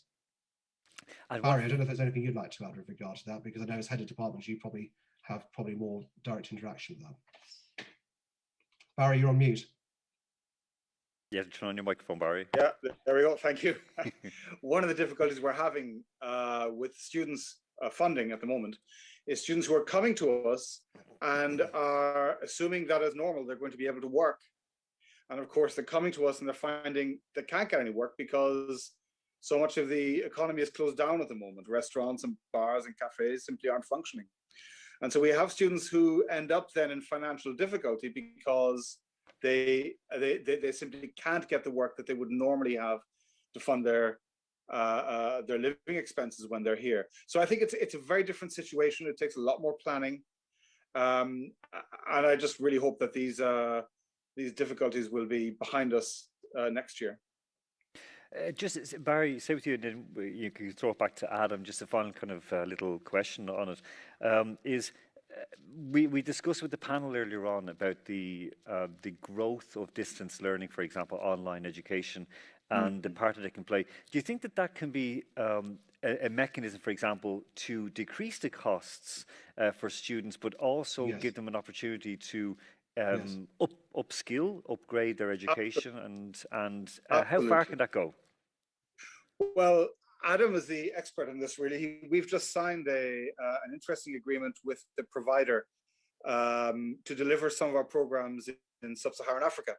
And that's subsidized by, obviously, the economies of scale, the fact that it's taught online, and it's also supported by various international aid agencies. So I think there are new opportunities opening up to give more people access to education, sometimes at a lower price without having the need to travel. But I think something else is happening too, and I see this in my own department, that we had to adapt really fast to teaching online. We had to adapt in a matter of weeks, and we did it. And I think all universities around the world really had to adapt really quickly, and it was incredible how well they did it. One of the things I've noticed is that online provision has improved immensely in the past year. I mean, courses are so much more detailed online, the provision is better, the activities students can do online is much, much better. We have gone forward in online education in a 10-year jump in a period of 1 year. I really think it's a remarkable development that's taken place. So I think that affects not just the accessibility of courses. So I think there will be more interesting courses available at a lower price, but I think it also affects the quality of the courses. Online education is better. It's immeasurably better than it was this time last year. And I think that's an interesting development. If I could add as well, I don't know if I'm restricted by time, so no, the last word is yours. Okay, thank you so much. I think one of the things I've learned is I've been very fortunate to have had the opportunity to run courses which are distance learning, but they're actually been a hybrid, working directly with a partner in jurisdiction. I ran 7 of these for several years. And the way in which you're able to have the online learning with the, particularly with Barry said, the latest developments, so you can have the engagement algorithms knocking in the background to see if students are engaging. You possibly see where there's problems with regard to the reading of the material, and possibly suggest support mechanisms to take place if a student's not able to understand the words of the text, for example, or whether there's a problem with regard to lecture recordings, even the accent of the person who's given the talk of the seminar or the lecture. But the other thing to take a look at is to see the hybrid, I think, in which you have possibly learning take place in jurisdiction as well, face to face, that can complement this as a partner centre. And I think that's a really direct way. If you did that across the entire course of the degree, you can have really very exciting ways that opportunities and learning outcomes really succeeding very quickly. I had a group of students who spoke English as a third language, with IELTS scores possibly as low as 5.5 or 5, so, and of UCAS tariff, who will not be able to enter into higher education typically, who are able to engage with a degree course that have been designed with the online classes matched by wraparound face-to-face. And some of the students have been able to go on to do fantastic things. I know one student, I won't embarrass her by giving her name out, who's just, she got a first in her degree. She then went off to do her barrister training, got a distinction in her barrister training, has just completed her BCL at Oxford, has got a scholarship for her PhD, which has gone to Cambridge. And the student was naturally brilliant anyway, I think, but I think the opportunities that were presented to her and the fact she took full advantage of those has made fantastic career life changing opportunities for her. That's why I see the benefit of transnational education being able to do.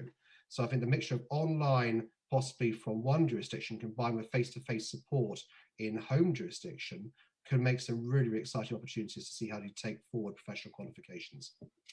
Superb, gentlemen. Thank you so much, because the last little nuggets of wisdom you've given to us here have just they're invaluable. Thank you so much for your time today, and again, it's great to speak to two people from the homeland. And the best of success to the Moscow Shamrocks.